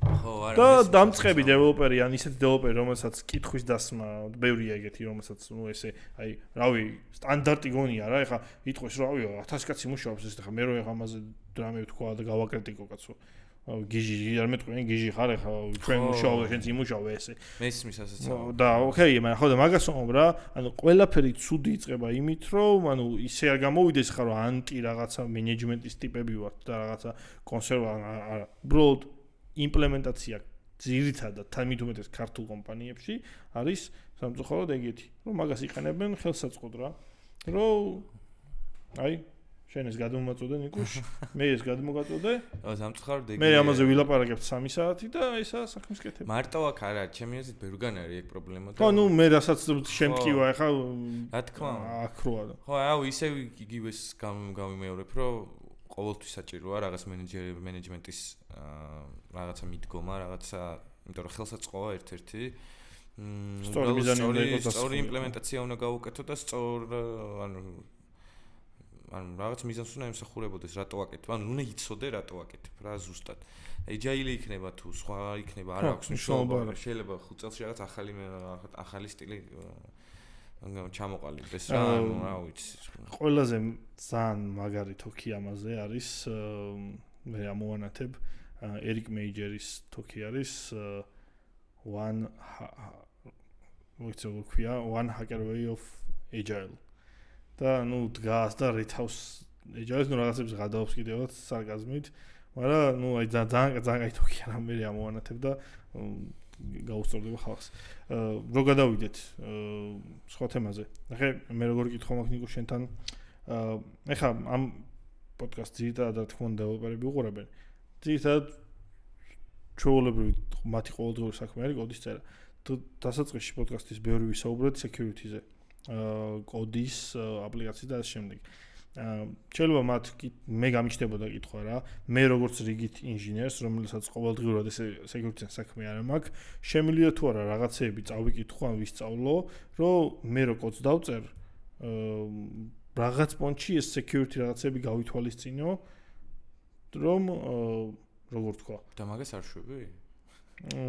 ბევრი მაგას არ შვება აი როგორი რაღაცა იცი აი ხა Cisco-ს წერდე და buffer overflow არ ვიცოდე Cisco-ზე არ აქვს მნიშვნელობა რავი backend-ს წერდა რავი buffer overflow ვერ გექნება იქ რატო ვერ გექნება? ну იმიტომ რომ იქ high level-ზე და დაბლა აკონტროლებს ის ეგ არ ნიშნავს რომ buffer overflow ვერ გექნება იქნებ ის ტექნოლოგიას აქვს ბაგი ხო ნუ შენ კოდს შეიძლება არ ხო ხო მიხდი რასო ეხლა C#-ში მაგალითად list რო იყენებ და ცული ხარ რა თქმა უნდა იმიტომ რომ managed არის და სხვა იმას დაბლა runtime-ი გაქვს და ის გიმოწმებს და მაგაზე მაგრამ რავი ეს როგორ აირიდო XSS-ი მაგალითად ან SQL injection ან რავი ხო ანუ path inclusion attack ან რამდენად შეტევარი ვებიდან ანუ მე ვერ წარმომიდგენია რომ web engineer და web developer იყო და ესენი არ კონდეს გავლილი მოდი რამე ერთი ავიღოთ კი შესაძლებელი არის ანუ ყველა რაღაც მომენტში მაგამდე მივდივარ developer-ი იმიტომ რომ რეალურად ის უსაფრთხოების შეცდომა ჩვენი ბრალი არის რა და რაღაც მომენტში კითხვები ჩდება მე და რაღაც მომენტში აუცილებელი არის რომ ესენი წაიკითხო და რა თქმა უნდა მიხვალ იქამდე რომ მაგალითად ხო შეიძლება რაღაც სტეკის სპეციფიკი რაღაცა იყოს კიდე რაც უნდა იცოდე თქვათ რა როცა მუშაობ რაღაც პროექტზე მაგალითად და იმ სტეკის გარშემო რაღაც კონკრეტული უსაფრთხოების ქვირქები იყოს და ეგ ხო უნდა გაირკვიო ჩემი აზრით უნდა გაირკვიო რა როგორ შეიძლება ანუ ძალიან დიდი პასუხისმგებლობა არის კოდს წერდე რომელიც მე production-ში მიდის research იმებზე არ ვლაპარაკობ იქ ბევრი რაღაც გაკეთება შეიძლება. რაღაც production-ში მიდის და ამ კოდზე პასუხისმგებლობა არ აიღო, თუნდაც ის bare minimum-ი გაიკეთო, რაც ასე ვთქვათ, ინჟინერული მხრიდან bare minimum-ი მაინც ხომ უნდა გააკეთო უსაფრთხოების დღესთან დღევანდელობაში. დღეს უკვე ეს ხო აღარ არის რაღაც ეს ჩაკეტილი წრის რაღაც voodoo hacking-ი, ანუ ამდენი news-ი იდება და ამდენი რაღაც რავი CVE-ზე შედი და ამდენი რაღაცა გაექსპლოიტებული ნახე. წლიდან წლამდე ანუ იხვეწება გატეხვის მეთოდები, იხვეწება დაცვის მეთოდები და ეს მიდის აი როგორ წარმოიდგინე ანუ ეს და როგორ შეიძლება დეველოპერი იყო და ამას არ უყურებდა. ჩემი აზრით ნუ გაინტერესებდეს რა. არ აქვს მნიშვნელობა რომელ ტექსტზე ხარ რა. ყველგან არის რაღაც. ყველგან არის. დასაცავი ყველგან. დასაცავი ხო, აი თუნდაც მობაილზე რა. jailbreak როგორ შეიძლება არ იცოდე. შეიძლება ეგ თქვათ აუ რაღაც პონჩი მობაილზე რო წერდე. ხო უეჭველი დამაინტერესებს. აუ ვების რა არის რაღაც. მე უეჭველი დამაინტერესებს. არ ვიცი. მე device-ი მაქვს სპეციალური ბანძ device-ი მაქვს. და jailbreak-ული რაღაცებს ჩემთვის ტესტავ. აი თუნდაც ფაილ ან ხო არის OWASP-ზე არის მობილურების თქვათ რაღაც basic ისინი როგორ შეიძლება იქ მონაცემები მაქსიმალურად დაცულად მოვიხმაროთ. ბევრი რაღაც სტანდარტი არის რა. რომ აი მე რომ მაქვს ისეთი შეხება, რავი, თუნდაც საბანკო სექტორში ვარ და იგინი არ ქნა developer-მა როცა mobile applications უწერ, ჩემთვის წარმოუდგენელი არის რა. ანუ არ აქვს მნიშვნელობა რა, რაღაც სხვა იყოს სიტუაცია. ხო, მნიშვნელობა არ აქვს, ანუ უნდა გაინტერესებდეს ეგ. შენი კოდი როცა მიდის production-ში და შენი კოდი როცა შენ კოდსაც ვთქვათ რომ იყენებს უბრალო ადამიანები, ჩემი აზრით პასუხისმგებლობა უნდა აიღო რომ შენ მაქსიმუმს აკეთებ იმისთვის რომ ანუ უსაფრთხო კოდი იყოს რა, ჩემი აზრით ეგრე არის რა. და ამას იმით იზავრო გაერკვევი თუნდაც იმ ტეკის რავი exploitation მეთოდებში ან თუნდაც basic რაღაცეებში რა. ეხლა შაშან 2023-ში იყო TBC-ის CTF-ი. და იქ წავედით რა სამსხურიდან და გუნდება დავიყავით და იქ იყო ერთ-ერთი ტასკი იყო Android-ის აპლიკაციაში იყო exploit-ი რა და ის უნდა გეპოვა და იქ ხო ფლეგებია დამალული რა. და ის უნდა Android-ში უნდა გეპოვა რა და Android ну ლოგიკურია რომ ეგ პირველი ვინც იყო იქ Android ინჟინერი ვინც იყო ტატო იყო იქ და პირველი ტატო იმპოვა და უცბად ახლა ანუ ეგ თემა რა ახლა მას რო არ ცოდნოდა Android-ს რო წერდა Android ინჟინერი რო ხარ ეგეთი რაღაცები როცა არიცი მაგას ვერ იპოვი ხო? ხო არ ვერ იპოვი. ხო და უნდა გაინტერესებდეს ეგეთი რაღაცები და იცოდე. ну უნდა კარგად გესმოდეს რა ის რა იქ რა ხდება რა ჩემი აზრით რა ანუ აი ხა ისეთი კითხვა დასვი, ბაგს იპოვი თუ არა, აი რაღაც ცოტა ეგეთი ვარიანტი გაიჩნდა ეხლა, ანუ ის სტეკი თუ არ იცი როგორ იპოვი იქ, ხო, უნდა ერკვევოდი, აი მეორე პერსპექტივიდან, ანუ აი შემტევითი პერსპექტივიდან, აი სულთა scientific ამბავში რო ვილაპარაკოთ, ანუ როცა აკეთებ ანალიზს რაღაც აპლიკაციის რა, მაგრამ უნდა გესმოდეს ის გარემო, რა თქმა უნდა, ანუ ერთია რომ რავი, Android-ის security measure-ები უნდა იცოდიან iOS-ის, ან არ აქვს მნიშვნელობა სააკეთებ Linux-ზე რა, ბევრი რაღაც უნდა გესმოდეს რა. თუ ის სტეკი არ იცი, რა გაგეთები? ხო, აი როგორ შეიძლება რაღაც შეცდომა ბაგი იპოვო მარტივად თუ მაგალითად აი სიტყვაზე Android-ის მთლიანი ეკოსისტემა მოუძებნე სიტყვის ეკოსისტემა უნდა გესმოდეს რა. ბაგსაც ხო გააჩნია მან რა სახის ბაგზია საუბარი. ანუ user level ბაგზე არ ვსაუბრობთ ხა. ყველანაირ ბაგზე რავი, ხო ბაგზე რომელიც შეიძლება სხვა მიპოვოს და გამოიყენოს თავის სასიკეთოდ. ალბათ ეგეთ ბაგზე ვსაუბრობთ. კი, ხო, ან უსაფრთხოების ჭრილში ვიძახი რა, თორე დაჟე იმის მიუხედავად რომ დღეს უკვე ისეთი ხელსაწყოები არსებობს, რომ შენი კოდი რო დაბლაჩადის ოფუსკაციას გადის და მე ვიღაცა ხო იგი მე აი 2-4-4-ია, მაგრამ მაინც არის ხო დღეს ისეთი შეტყობა. რა და ოფუსკაციაც ხო არის მე. ყველაფერია მაგის მოფიქრებული რომ იქ რაღაც იპოვა, ამიტომაც ხო ანუ სიღრმე არილევა რა ჩვენ სფეროში. სულ რო რეაქტზე წერე, რა მნიშვნელობა აქვს რაზე წერე რა? ანუ იქ მაინც შეგეძლია სიღრმეებში ჩასვლა და ისეთი რაღაცეების სწავლა, რაც ეხლა მე მაგალითად რო ვიყო ტიპი, რომელიც employee-ებს ვეძებ, რომ დავიყვანო ტიპები.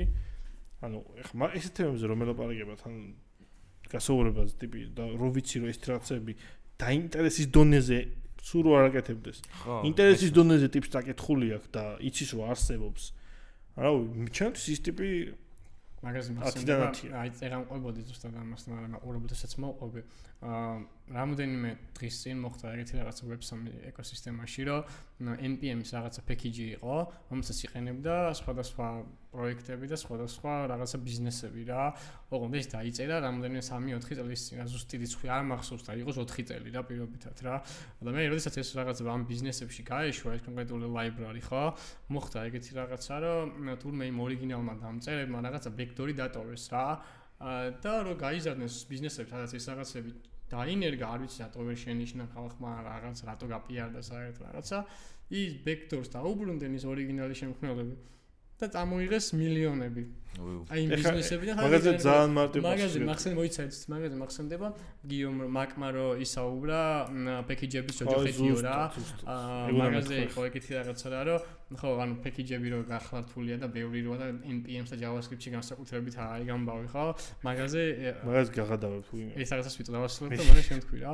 მან იყო ეგეთი ის რომ ხო, აი მაკს თავზე ზუსტად მაგაზე კითხვა რა, რომ თანამედროვე რაღაცები, მაგალითად sneaky ეგეთი ის რომელიც თქვა vulnerability-ებს პოულობს ამ პროექტებში, არის ეგეთი ბევრი თული რა, რომელსაც შეუძლია ამის იდენტიფიკაცია, მაგრამ საერთოდ მაინც არსებობს რაღაცა ისეთი უსაფრთხოების security ნაწილები, რომ მსგავსი თულებითაც კი შეუძლებელია ჩემი აზრით, რომ დაინახოს რა. ამიტომ მოხდა ეგეთი რაღაცა. ადამიანი უნდა იყოს და ანუ მაგაზე ნახე პირველ რიგში package-ი რატომ მოხდა?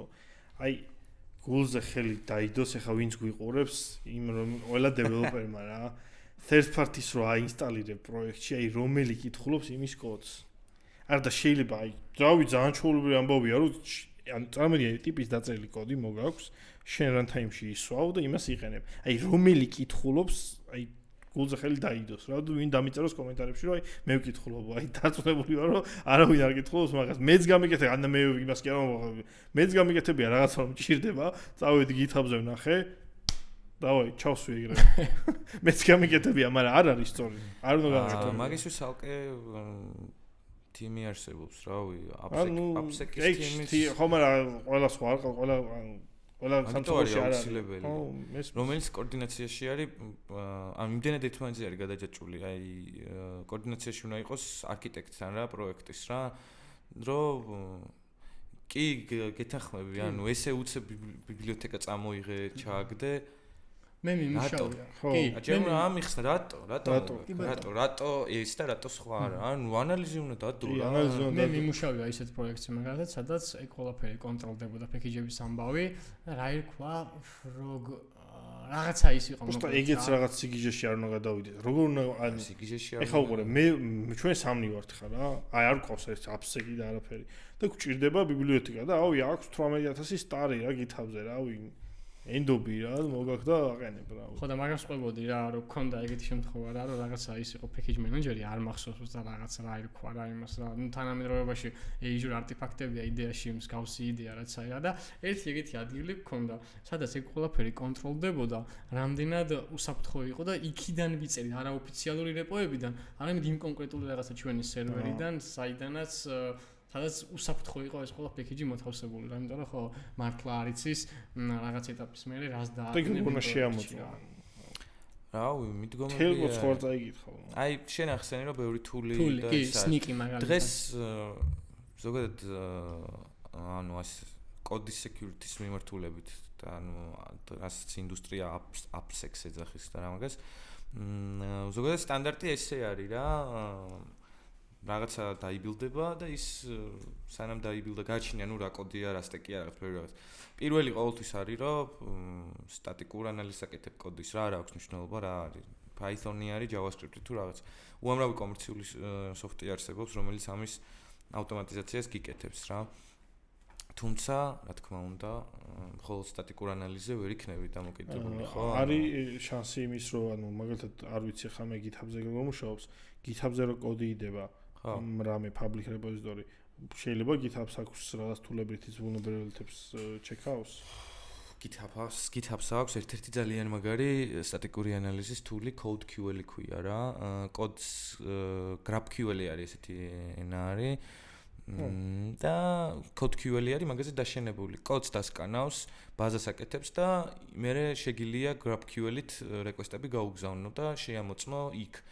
რატოც მომწონს ეგ თული პლუს ის არის რომ შენ შეგიძლია სრულიად შენი რაღაც ლოგიკა security test-ის გააკეთო რა.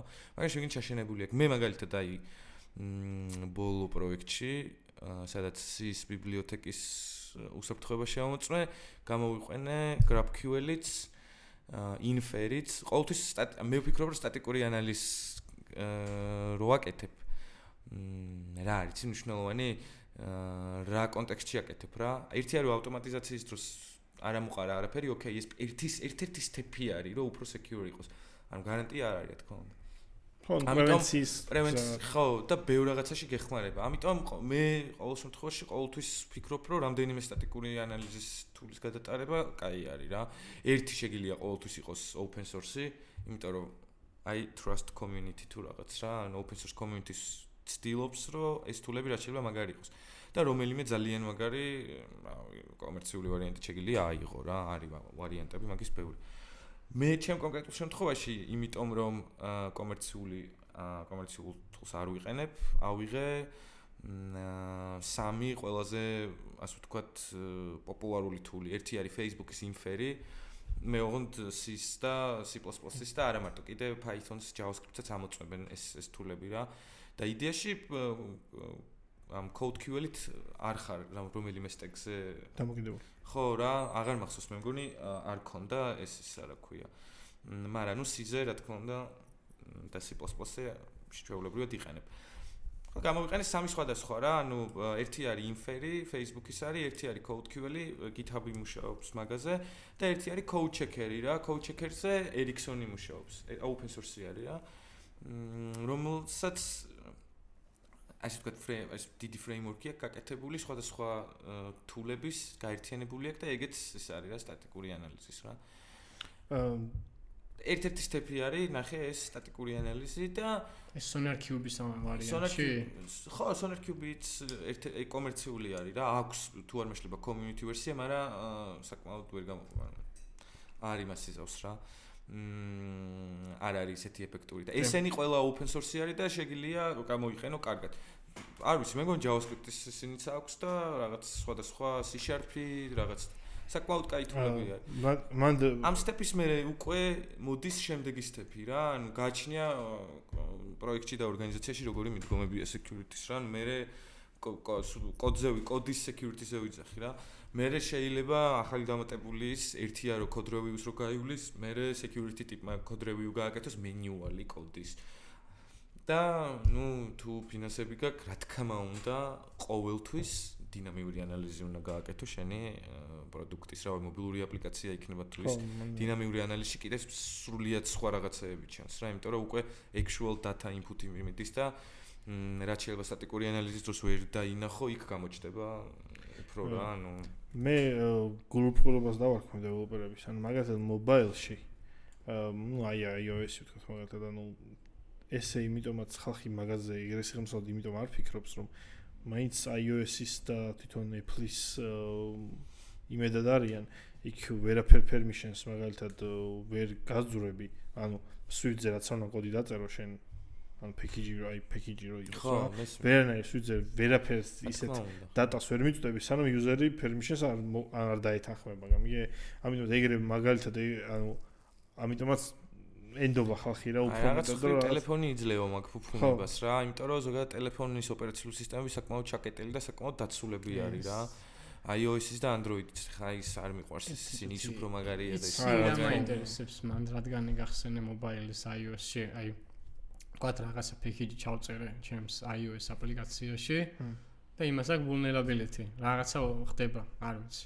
შენ ხო ამ აპლიკაციას აპაბლიშებ ჯერ რომ Apple-მა შეგიმოწმოს. კი, იქაც ატარებენ სტატიკი. ვერ დაიჭერენ მაგას? ანუ იქ რაც ხან იქ ვიღაც მანუალ ტიპი არავინ არ აკეთებს, იქ თავიანთია თულები და იქ მაგით აკეთებ და იქ სავარაუდო გზაში დაიჭერენ და მაგიტო ვამბობ რა, ანუ დეველოპერი მან მით უმეტეს ანუ iOS აპლიკაციის production-ზე გასვლას იმ ხელას ტიპები აქვს. ანუ ვებში რო არის რომ პროსტა deploy-ის გააკეთებ და რო დაარეფრეშებ რო დადეპლოიებული აქ ეგრე არ არის რა ანუ 7 სტეპი უნდა გაიაროს მე იქ ვიღაც reviewer-ის სავარაუდოდ თიმი არის უეჭვლის თულები იქნება დიდი და პლუს სანამ ანუ რავი ან მინიმუმ 3 დღე ჭირდება 2 დღე 2 დღე ჭირდება მინიმუმ რომ აი release-ზე რომ მოითხოვ 2 დღე ელოდები Apple-ისგან პასუხს. Dev environment-იც ხო, ეგრე ვწვალობთ ხოლმე სულ რამდენი რაღაცა. ხო, ანუ მან ეგრე არ არის Dev environment-ზე ჩვენთან test flight-ია და იქ ეგრევე იდება, ანუ მან და მაგას არ ამოწმებს. იქ შეიძლება ხა runtime-ში იქ სტატიკური თულებით ამოწმებენ, მაგრამ ანუ ესე reviews process არ ელოდები, მაგრამ release-ზე, ყველა ვერსიის release-ზე მინიმუმ 2 დღე ელოდები და ანუ რავი, ანუ როგორებზე შეიძლება დაგარეჯექტონ, ანუ მე ხარ ყველაზე მეტად მახსოვს რა წინა სამსახურში გქონდა იქ რაღაცა ვარელიზებდით და user-ს თავიდან მეთხოვდით რეგისტრაციას sign-ups და მე ისე უშვებით აპლიკაციას შინით და ტიპებმა გადაჩეკეს და რავი ანუ არ არისო მანდატორი რატო თხოვ მონაცემებს წინასწარ იქნება ვაფშე არ უნდა შეგვიძლია რა სტანდარტის თავის მიდგომების ხო მონაცემი რატო უნდა მოქცეს თქო ანუ მოთხოვე მაშინ როცა მაგალითად შენი პროდუქტის ყიდვას მოინდა იქ მე შემოვდივარ დასათვალიერებლად რა რატო თხოვ მონაცემს ანუ იქნებ შენ რამე ცუდი განზრახვა და პროსტო მონაცემის დაგროვება გინდა გამიგე და დავიდა ვარეჯექტეს და ტელეფლოუების გადაკეთება მოგვიწია რომ continuous guest-ი და გაუკეთებინა რომ ისე შეგვეშვა რომ მე მოგეთხოვა სტოზე რა ავტორიზაცია ან რთულია საკმაოდ მაგრამ უბრალოდ მე იმას ვამბობ რომ დეველოპერები ხშირად მაგ ყველაფერს იმიტომ არ აკვირდებით და არ აკვირდებიან რომ ენდობიან ოპერაციულ სისტემას რა და იქ permission based ჩაკეტილობას და ასე შემდეგ მაგრამ მაინც მაგას თუ არა მინიმუმ იმას მაინც უნდა დავაკვირდეთ იმ თუ სიტყვაზე მანუალ ესე დინამიურად არ ჩავიხედებით package-ი უბრალოდ რასაკეთებს რა ეს მე ეს package-ი საომალოდ გამომადგება თუ არა შეიძლება ერთი package იყოს მაშინ იდღებენ 100 package მინდა მე 100-ის ვატარო ეხა მაგაზე გადაობა მე წეღარ რო თქვი ბიჭო ამ ბოლო ერთი თვეა სახში შაბათ-კვირას წერ იმას რა next-ზე და react-ზე სუმინდო ჩემი ის ქონდა საიტი რა, სადაც შეხვალა ჩემს შესახებ პროსტა ანუ CV იქნება, იქ ბლოგები მექნება და რაღაცა რა. მეც ეგრე ვფიქრობ, რომ ყველაზე კაი მიდგომა. ხო რა, არ მინდა რა ის ვიღაცას რეზიუმე ჩაუგდო და რა, მინდა რომ ჩემი სადღაც კუთხე მქონდეს და ხა ლინკ ჩაგიდებ და ნახე ჩემს ყველაფერს. ხო და ნუ რა თქმა უნდა, ხა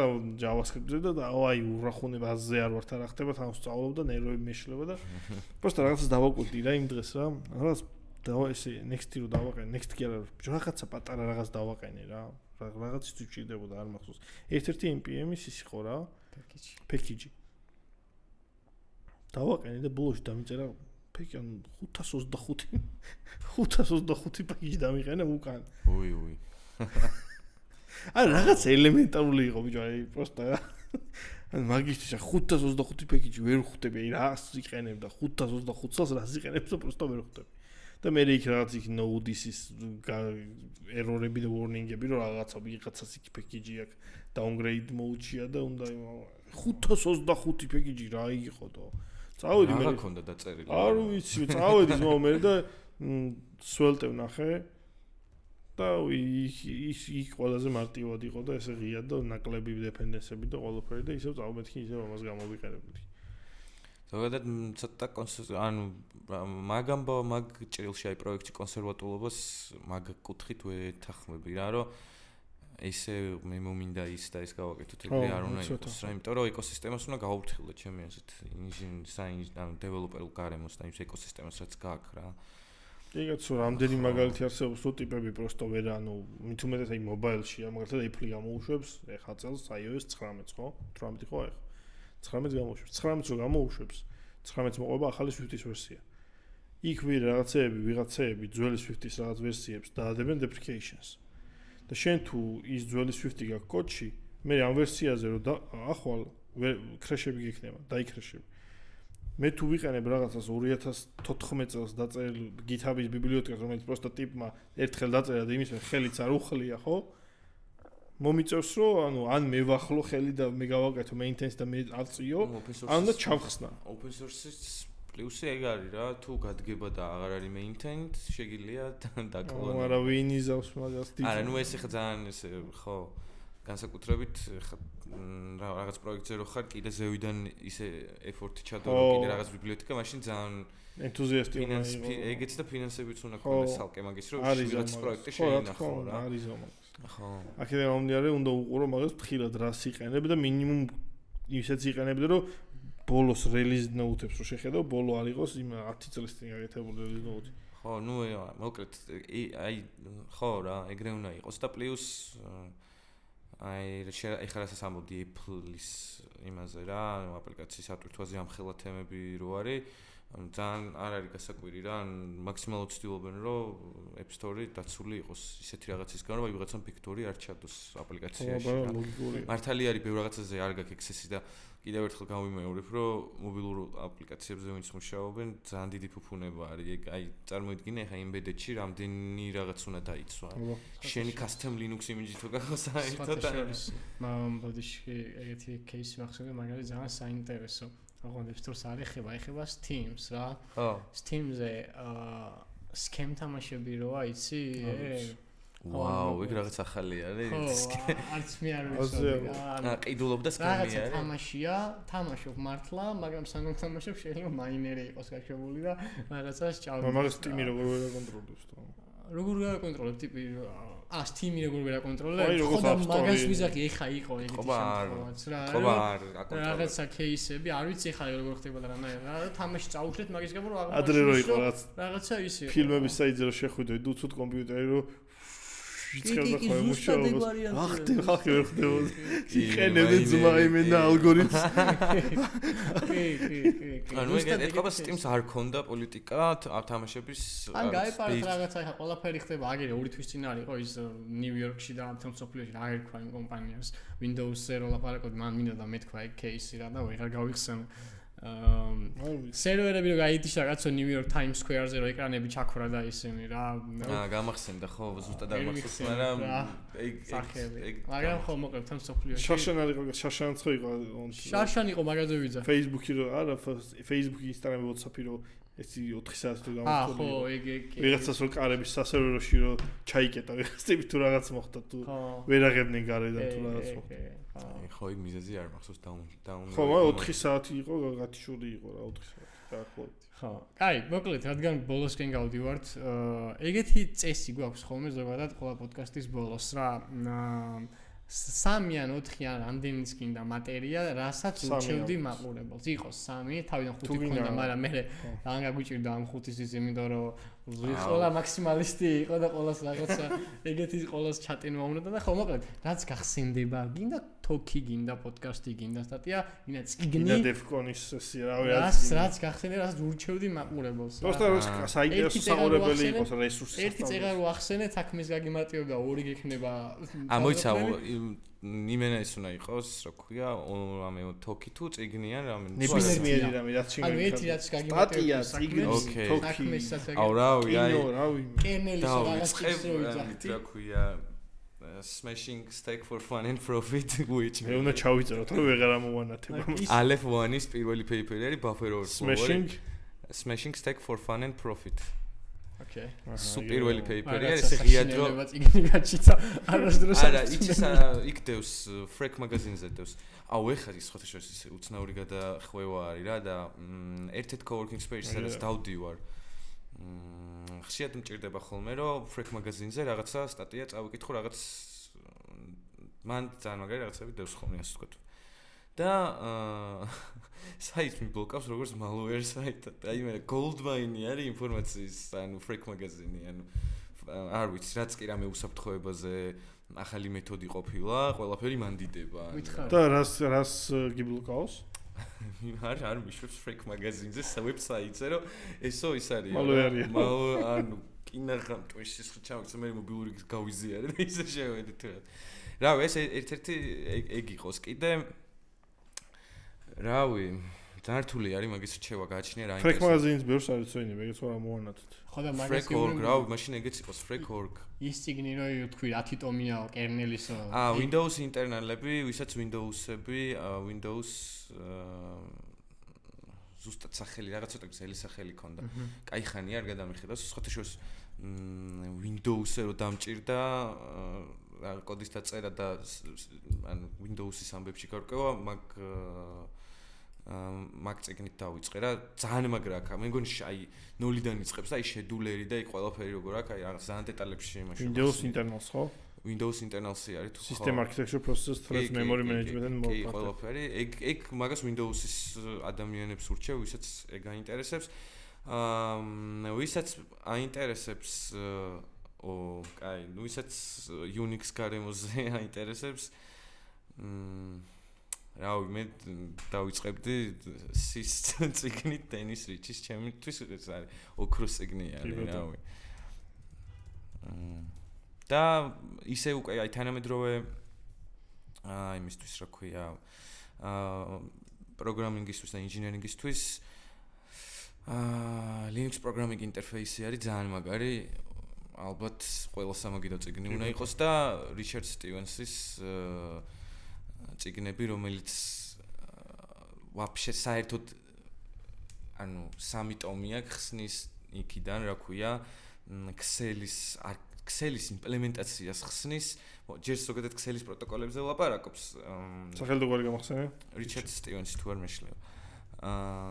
3 ის არის რა ქვია, ტომი არის, იწყებს Excel-ის პროტოკოლებზე ახსნის, მერე ამის იმპლემენტაციებით თვითონ BSD-ს ოპერაციულ სისტემაში როგორ არის? ანუ TCP/IP-ის გეგეთ. TCP-ა ხო? ამის გეგეთ. ხო. და მაგას აქვს ასევე კიდე როგორც Linux programming interface არის, ეგეთივე ჟანრის წიგნი არის, POSIX API-ზე არის და უბრალოდ ბევრ სხვადასხვა Unix-ზე აქვს რა, აი AX-ზე და რაღაც ძველ BSD-ებზე და Linux-ზე და ეს API რო არის, რაც POSIX-ის სტანდარტი არის, არასტანდარტულებიც აქვს, რა, ამას მაგალითად აი როგორც არის KQ მაგალითად იმაზე რა ქვია, FreeBSD-ზე და EPOL-ი Linux-ზე, აი ეგეთი განსხვავებიც აქვს რა. არ ვიცი მეტი რა ვთქვა. საგამარისია ზმო. ამ ყველაფერს თუ წაიგითხავ? კი. შენ გახდები. მე არ მაქვს ბოლომდე რა თქმა უნდა ყველაფერი წაკითხული, იმიტომ რომ ძალიან სპეციფიური API. აი უბრალოდ რეფერენსია. მან თავარია, ხო, მაგას ვამბობ, შეიძლება წიგნი მთლიანად დააკონდეს, თუმცა რეფერენსი იცი და როცა გჭირდება, ჩაიხედავ, საშველი გააკი. რაღაცებს გადაიგეთ. ნუ ხო. მოკლედ ძალიან დიდი მადლობა ნიკას დღევანდელი ეპიზოდისთვის. ძალიან საინტერესო იყო შენთან საუბარი. და ხო, შევხვდებით მეგობრებო. მადლობა, საინტერესო იყო ძალიან.